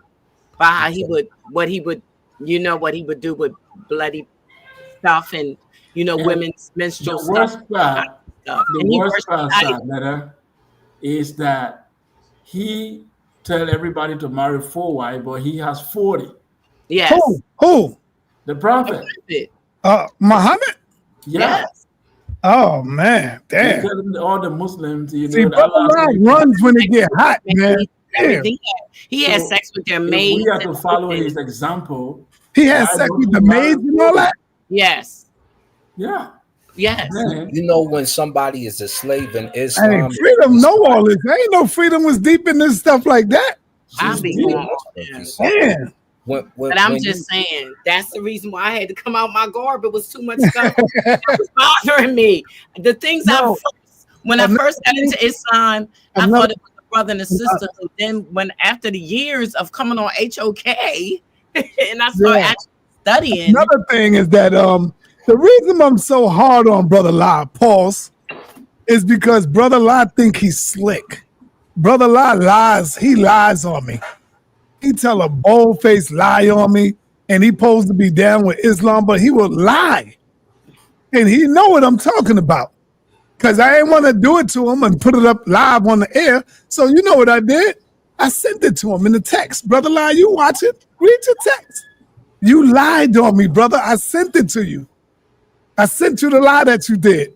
But I ain't going to do that and put it up here. I'm not trying to embarrass you like that, brother. But you lied. But you know what I'm gonna say this side. I think because of Islam and the prophet would mess with little girls and stuff like that. I think that's the reason why. Now, come on, Freedom. Now you're getting too carried away now. No, I'm saying he opened the door for no other little girls, man. to feel like it was okay for them to do it was because he did it and he's supposed to be the leader. Yeah. So if it's okay for him to do it, why is it not okay for other men to take control over women and treat them like that and little girls and stuff like that? You know what I'm saying? Sekou, though, the reason why I'm saying it is because that's wrong. That's wrong. And men are stronger than women. For me, the conversation I want to really have with Brother La and all those who are holding on to Islam, for me, yeah, the doctrine, we can argue the doctrine, but my specific concern is how we came into contact with Islam and the impact Islam had on Black people in Africa. Because this is a religion that there is a book called a Hidden Genocide or the Veiled Genocide, written by Senegalese. I think I have that book. They committed genocide on the continent. Slavery that you talk about, the European were not the first. The Arab Muslim were the first people to talk about Black people being cursed. It was not the Christian. It was Islamic scholars who started the propaganda that Ham was cursed. Then the Jewish picked it up. Then the Christian picked it up. They were the one who started selling Black people.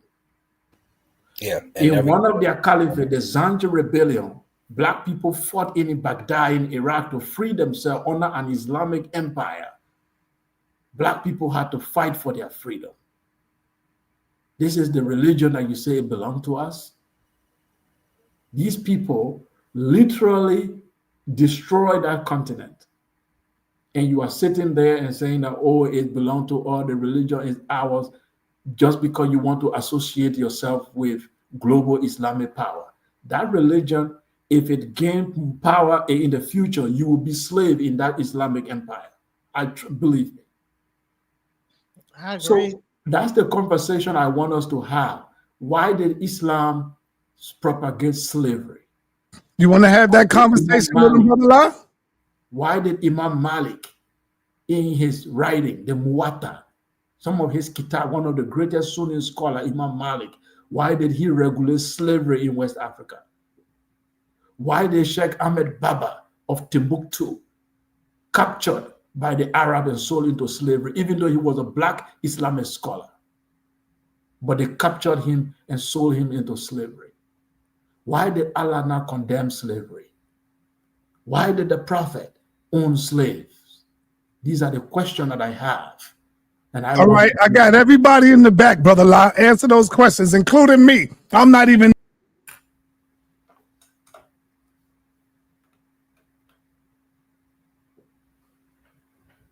Brother La, you are muted.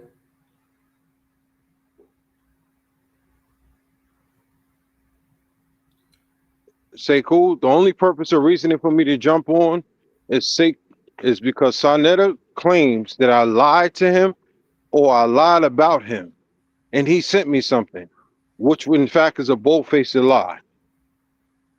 So to clear my name of any buffoonery that's going on, I sent it to you, brother. I didn't put it for the public, brother.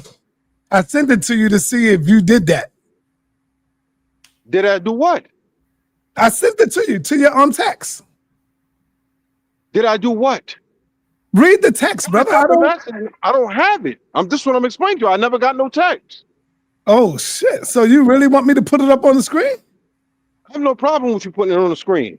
Okay, I'll put it up on the screen. Exhibit A.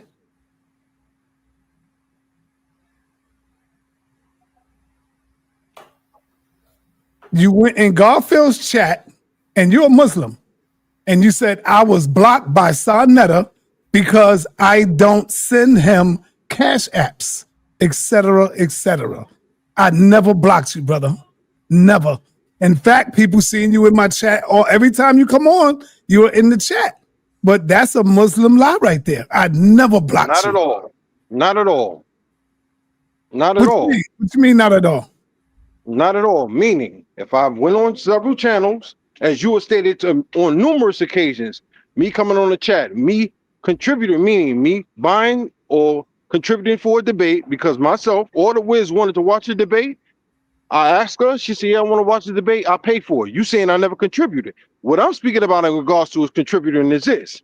You feel as a grown man, me being a grown man, because I don't hit you with a cash app or do this or do that, like I'm obligated to do that. If my wife or my girl wants to see something and she wants to watch a debate, cool, baby. This is what you want to watch? Okay, no problem. I have no problem with doing that. I don't have to give another grown man money to watch the show. I don't have to do that. Astaghfirullah, brother. Astaghfirullah. That's not the conversation. That's not the conversation. I'm saying you lied on me saying that I blocked you, brother. I didn't say you have to give me money. I don't tell nobody they have to give me money. There are numerous occasions that brother lie don't show no support. Brother, that's not what I'm talking. See, there you go. He's doing that Prophet Muhammad flip-flam. I'm not talking about Muhammad flip-flam. Brother, I'm not talking about support. I'm not talking about that, brother. sa.neter, if you really want to get to the gist of it, sa.neter, I'm walking back to the house right now. If you want to play chats and you want to do this, no, let's play what it is. No, I'm not yelling, baby. I'm not yelling. But did you or did you not write this in Garfield's chat? I want you to jump back on in a minute. Let me get upstairs. I'm gonna jump back on. Give me 5 minutes. I'm coming up. I'm going up in the house right now, and I'm gonna jump back on. Calm down, man. Your blood pressure, brother. Calm down. Nah, my blood pressure is very well. All right. Enough with the buffoonery. Enough with the buffoonery. I'm just catching you in the Muhammad lie. That's all. You see how he tried to change it about supporting? Dude, I don't tell nobody they got to do it. I say it'd be nice if you show some love and support, but I never tell people they got to. But see, he's doing that because he don't want to deal with the issues that you brought up, brother. That's why he's doing that. And see, I didn't want to show it to the people. I sent it to him, to his email. Yeah, that comment is crazy. He needs to address the blocking part. Yeah, he lied. He lied on me, and he goes in Garfield chat. He don't know I got snipers all around, man. I got snipers that watch everything, you know, what people say. So I had a brother hit me off and sent me that. A brother. I was like, damn, why are you doing that? Brother Sekou. Yes. I'm gonna have to watch this from the I beginning. find it interesting that the Sibylines were the spiritual core of one of the greatest empires on earth, Rome, and they were indigenous West Africans, our people. Can you say that again? Okay, I said, do you find it interesting that the Sibylline priestess, who they would consult the oracles for Rome and tell Rome when to go to war, when they should pray, everything about the spiritual system of Rome before the Pope was a West African or original religion? I find that kind of interesting that Africa was the backbones of Rome's thinking. Yeah, I'm not familiar with that information. Oh yeah, check them out when you get a chance. I think DJ Genesis knows about the Mommy Water system. Yeah, Mami Wata, those were like the Sibyls. Those are the female priests. Mommy Okay. Water in Rome. They were all Early throughout on, the world. like when Okay, they're I'm all not familiar. There's African African. anywhere there's water. You know what I'm saying? There is worship of like some level of a water deity. You know? I got them right here for you, Sekou. It's the sibling. It says, let me see, 1 second. Okay, who were? Oh, here we go. The Sibyl priestess have their original roots in West Africa. Yes, there is a compelling argument that the origins of the Sibyl priestess tradition can be traced back to West Africa, though it's rarely acknowledged in mainstream historical narratives. Here's a detailed explanation. Who were the Sibyl priestesses? In classical antiquity, Sibyl priestesses were women believed to have the ability to prophesy or communicate divine messages. Famous examples include Delphic Sibyl in Greece and others across the Mediterranean. They were deeply connected to rituals, sacred sites, and oracular traditions. West African spiritual roots. Many scholars of African spirituality argue that the spiritual, prophetic, and priestly traditions of West Africa predate and influence Mediterranean practices. In West African culture, priestess and diviners like the Afa diviners of the Yoruba or the priestesses in Dahomey served as intermediaries between the spiritual and human realms. These roles included prophecy, foretelling events, and offering guidance, ritual leadership, overseeing ceremonies for fertility, morality, and community well-being, spiritual communication, connecting ancestors, spirits, and gods to the community, cultural transmission through trade, migration, and contact across the Sahara and Mediterranean. West African spiritual concepts could have influenced Greco-Roman prophetic tradition. All right, that's Hey, Rakufu, you are good as a fact checker. I just You're good as a like a moderator for a debate. You know, you are definitely good on both sides, brother. put me in. yeah. I was thinking the same thing, sa.neter. I think you in your debate now, you should have somebody called fact checker, right? Yeah, man. The fact checker is going to be neutral. When anybody make a claim, He be on it. He be on it, bro. Yeah. Hell yeah. Fact checker, because people like Inky, I was seeing Inky the other day. But what do you think about what he just said? Yeah, I mean, what you think about that? What you think about it, Sekou? I thought he was kind of right. Who, Inky? Yeah. No, Inky was saying a lot of BS. Yeah, he was, but he was still on the trail where he put them on the spot. I don't want to digress, but let's talk about a little bit. Come back but hold on, here's the question though. Where are you from, Sekou? Are you from West Africa or East I'm Africa? from Liberia, West Africa. He's our connection, Liberia. Okay, so do you even know about Mami Wata or any of like those traditions of West Africa when it comes down to divination systems and the feminine aspect? Because we're talking about like Islam and the male like dominated version of like religion. Do you know anything about the feminine aspect of religion? Can you repeat the question? Do I know about feminine aspect of what? Of the African traditions. Yes, I do know the feminine aspect. And do you know about like the divination systems that come out of Africa? Yes. So I know the divination system. I know the role the women play. Like in Liberia, we have the Poro and the Sunday Society. So which were older institutions before the African American were repatriated to Liberia. There was the Poro and the Sunday Society institution. The women were the Sunday and the men were the Poro Society. So women, usually they were good in divination and medicine in most West African culture. If you want to deal with medicine, leaves, curing people, the women were good at that. They were the midwives, they were making deliveries. So they were really specialized in these areas in many West African culture.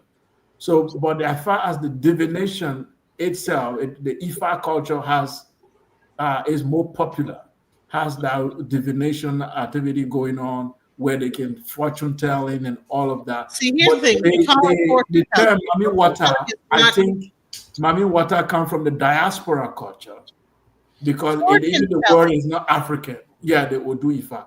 Fortune telling. Mami So why do you call it fortune telling? Genesis, don't cut them off. Don't cut them off, sis. Mami We got to Wata- learn how to not cut people off when they're going in, Yeah, because you make people switch up and change the whole thing. You got to learn that. yeah, Mami Wata is not, as you can tell, it's not even an African word, but the concept of it. So I'm thinking that it might have come from the diaspora Africans who were trying to, kind of rebuild those African institutions that they learned from the continent. They try to give names to those deity. That's where, because Yamoja, for example, is the deity of water and ocean. So that might have been called Mami Water, because the word Mami Water, that means the mother of the water. That tells you that it could have been a diaspora creation from the African tradition. That's my speculation. Okay, so what about the fact that all those different so-called deities exist throughout the diaspora, South Africa, all Yeah. throughout the, you know? Mami Water could have come from diaspora. The fact checker is there. He's going to fact check. I got it, Sekou. But here's a question. Okay. Though. Here's the question though. Why would you call it? Why would you call divination fortune telling rather than science, rather than like a diagnostic system? I mean, maybe you haven't done the research into what divination really is. I'm not sure. I think they could be similar and different. But I think that whatever you are forecasting, if you are trying to forecast a future or trying to diagnose something from someone through a spiritual means, you can call it fortune telling, soothsaying, or divination. So Sekou, I think you need to do something. Hold up, because we don't want to jump off of that. I'm going to say something real quick because I just want to make this point. Do some research into the Odu Ifa. It is not soothsaying. It's very scientific. It's very mathematical. It's not what you think it is. Before you call it soothsaying, because Scientific, I don't think so. well, do some research into it because because a soothsayer will be like, oh, I look at you and I feel something about what you're. No, that's not how Ifa is done. Because if you call it scientific, there actually hold on, excuse me. There is an actual equation that's done, but if you don't understand that there's an equation that is broken down and do the research into the mathematics behind it, you would never know that it was a mathematical equation to come up with the information. So okay, it's possible. It's possible there could be some math in it, but I will be very reserved to call it scientific because science is subjected to what we call falsification theory. If you make anything scientific, that means we can prove and disprove it. Right. Sorry, let me just get this off to Sekou. Sekou. Hey, peace. Can I jump in for one moment? Okay, real quick. I just asked it. Is Mami Wata a African word? It says yes. Mami Wata is a very much an African word, but here's the word Sekou is right. And spiritual concept, though it blends African, diasporic, and even some global influence. Here's a clear breakdown. Meaning of the name. Mami Wata comes from Pidgin English and West African language combinations. Mami Wata means mother from English, Portuguese, French, and fluidized but not fully Africanized. Wata Wata, West African Pidgin for water. So it literally means mother of water. Go ahead. Yo, this is I definitely Let's St. Kopago. He's been waiting. Yeah, so the sister, this is gonna take us back to 40 minutes ago. I've been quiet because I've been trying to find where the reference was from. The sister earlier said that Muhammad was a title, and I remember reading that somewhere, and then I was trying to find the reference. It's in this paper called Christian Muslim Symbolism on Coins of the Early Arab Empire, 7th through 8th century. And so on those coins, we see the name of Muhammad referenced as a title of someone who is a servant of a Messiah, the Son of God. So on page 261, it says, they include the figure of the so-called standing caliph and motifs of the Bethel, or the house of God, and the Yagar Sadhuta. the stone of witness, and the long cross. So the question is like, why is there a cross on a so-called Muslim coin? The sacrificial lamb and the palm branch. So they're talking about the intertwined nature of early Christian symbolism and the emerging Islamic religion. And in the coins that the empire was producing at the time, the word Muhammad is on the coin, but it's a reference of someone who is theologically one of the attributes of the person of the Messiah, Son of God. So when the sister said it was a title that brought up that, I remember reading that somewhere. That's in the Journal of Asian and African Studies, volume 23, number 2, 2014. What empire was this? Give me a second. Let me look through the article. So give me a moment.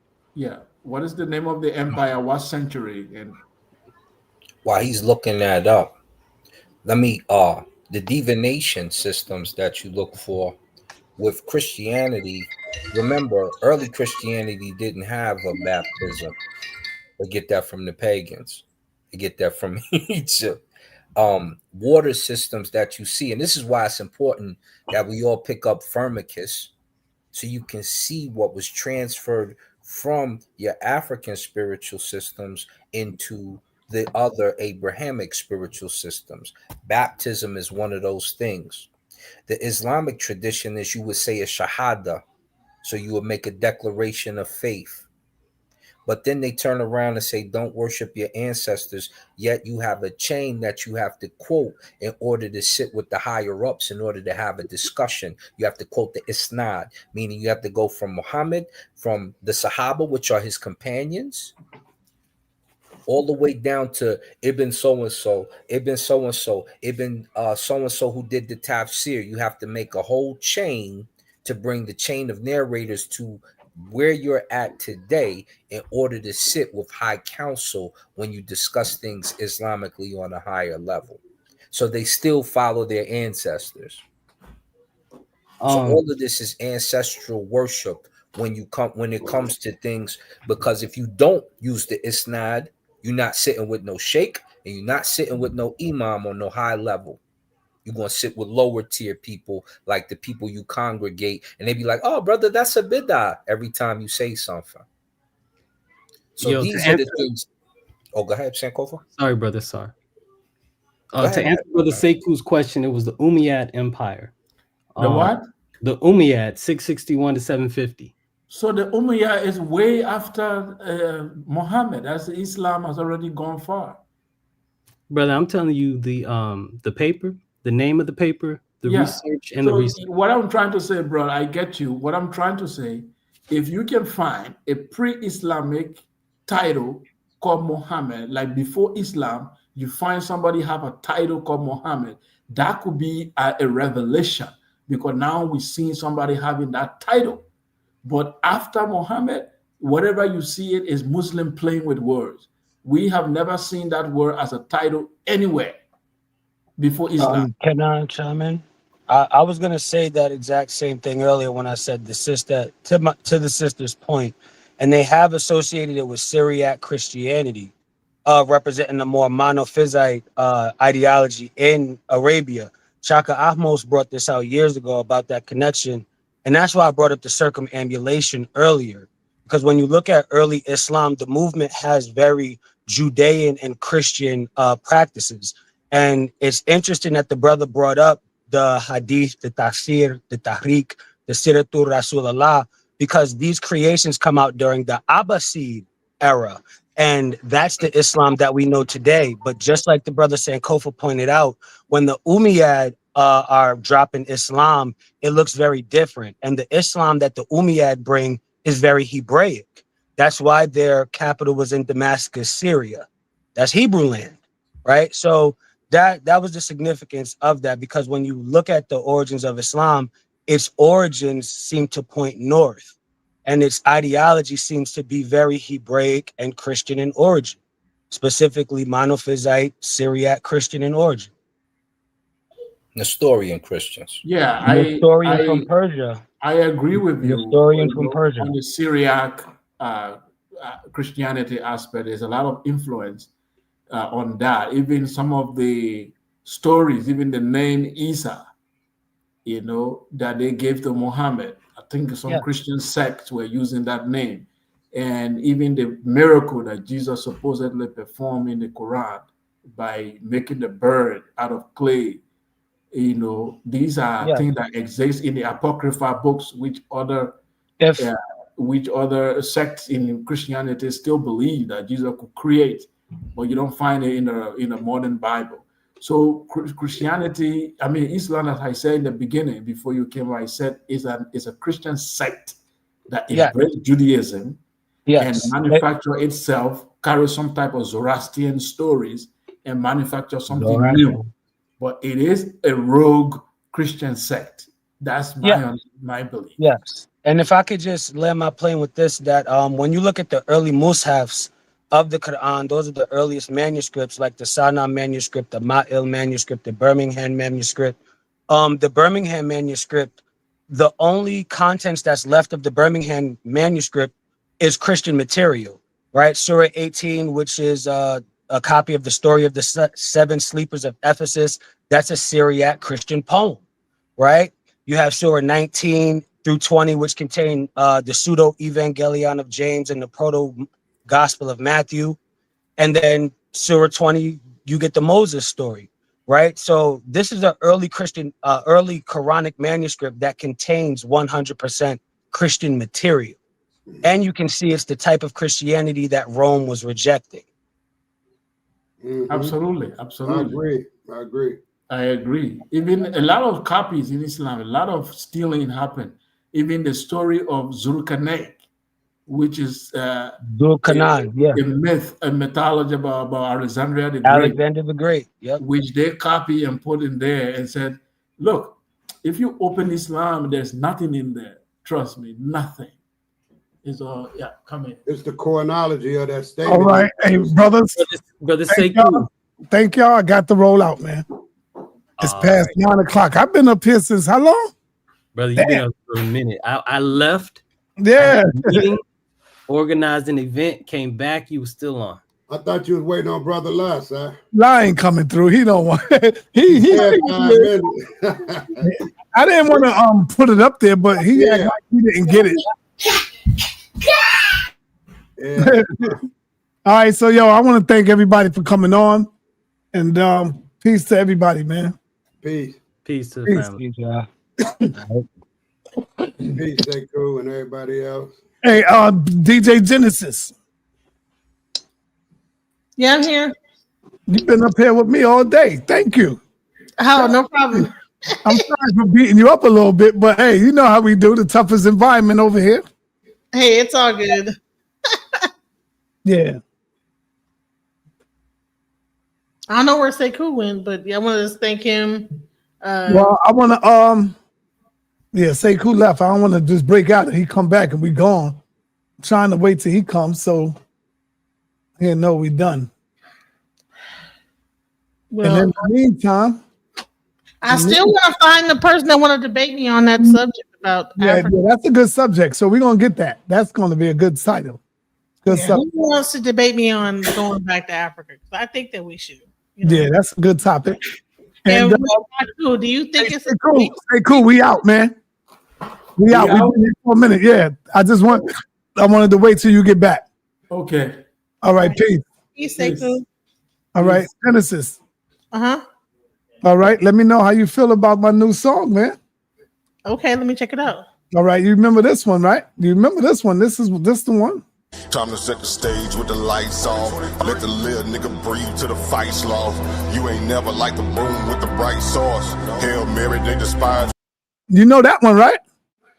No, I haven't heard that one. Is that old one? Oh, stop lying. Come on, man. With the light brought, let them roach niggas bleed if they can't see. sa.neter TV, what you can't be.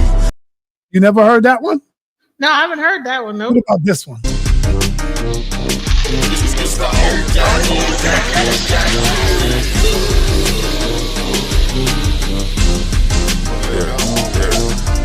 that you that say that's on TV? Big dog, he the boys of the streets. It's too much killing in the hood while they creeps out the violence. Children, kids, how you say that's not your problem? Yeah, we gon' debate. What about that one? Yeah, that sounds like it's from back in the day. All right. Well, we got a new one. Okay, let's hear the We got a new one. The new one just came in fresh off the press. And slam it or jam it. I'm going to say slam it. Okay, let's check it out. It's from the same brother, Neil Love. Yeah,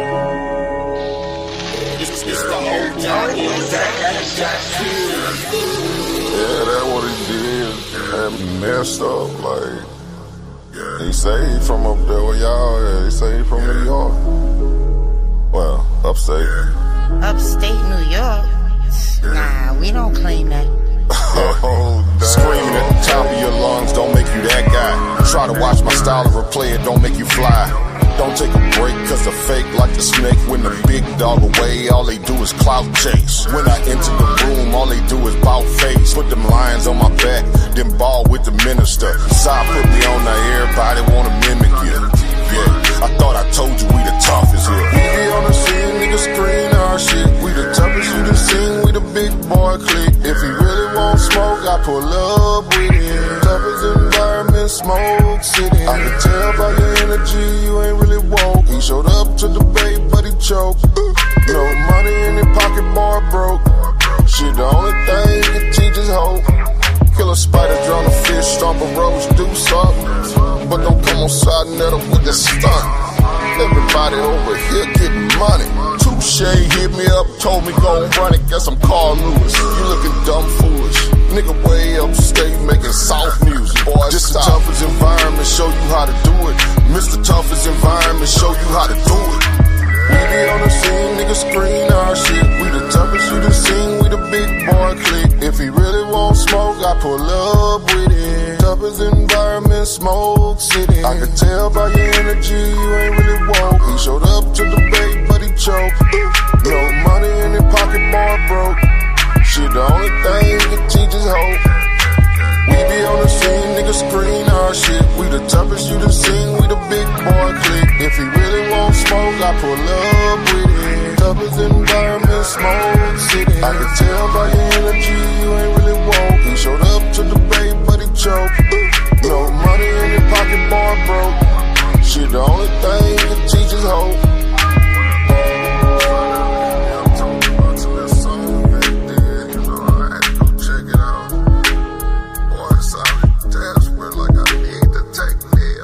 Wow!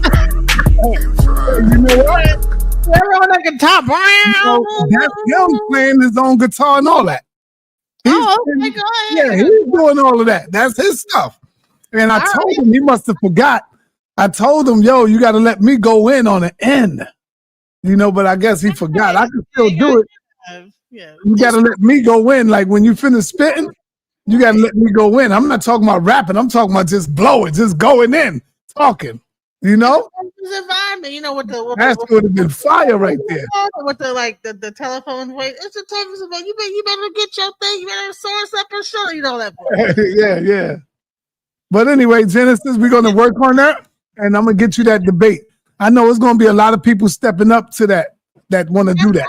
Yeah, we should I believe we should be trying to be a universal culture that does not only focus on America. Whoever's saying that we should focus on America.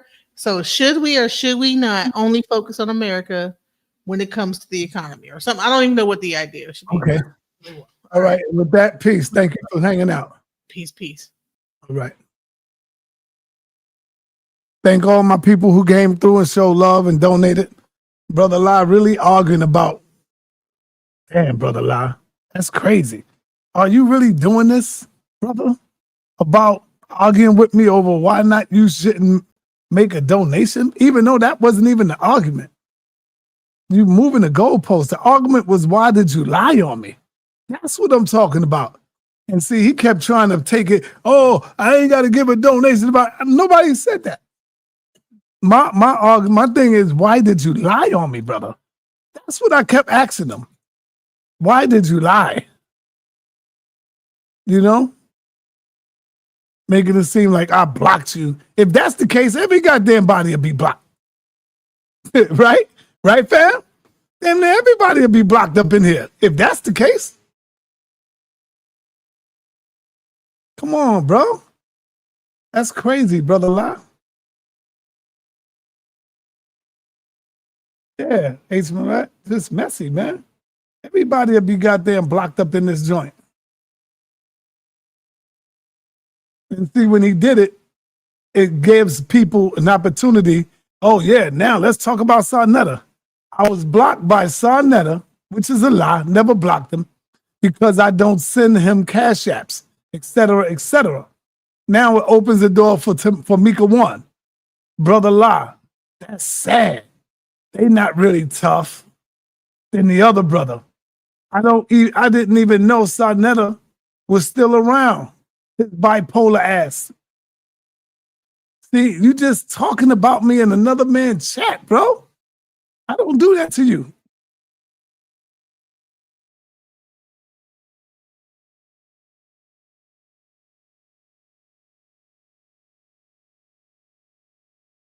I forgive you, brother La. Even if you don't apologize, I forgive you, brother. No problem. I forgive you, man.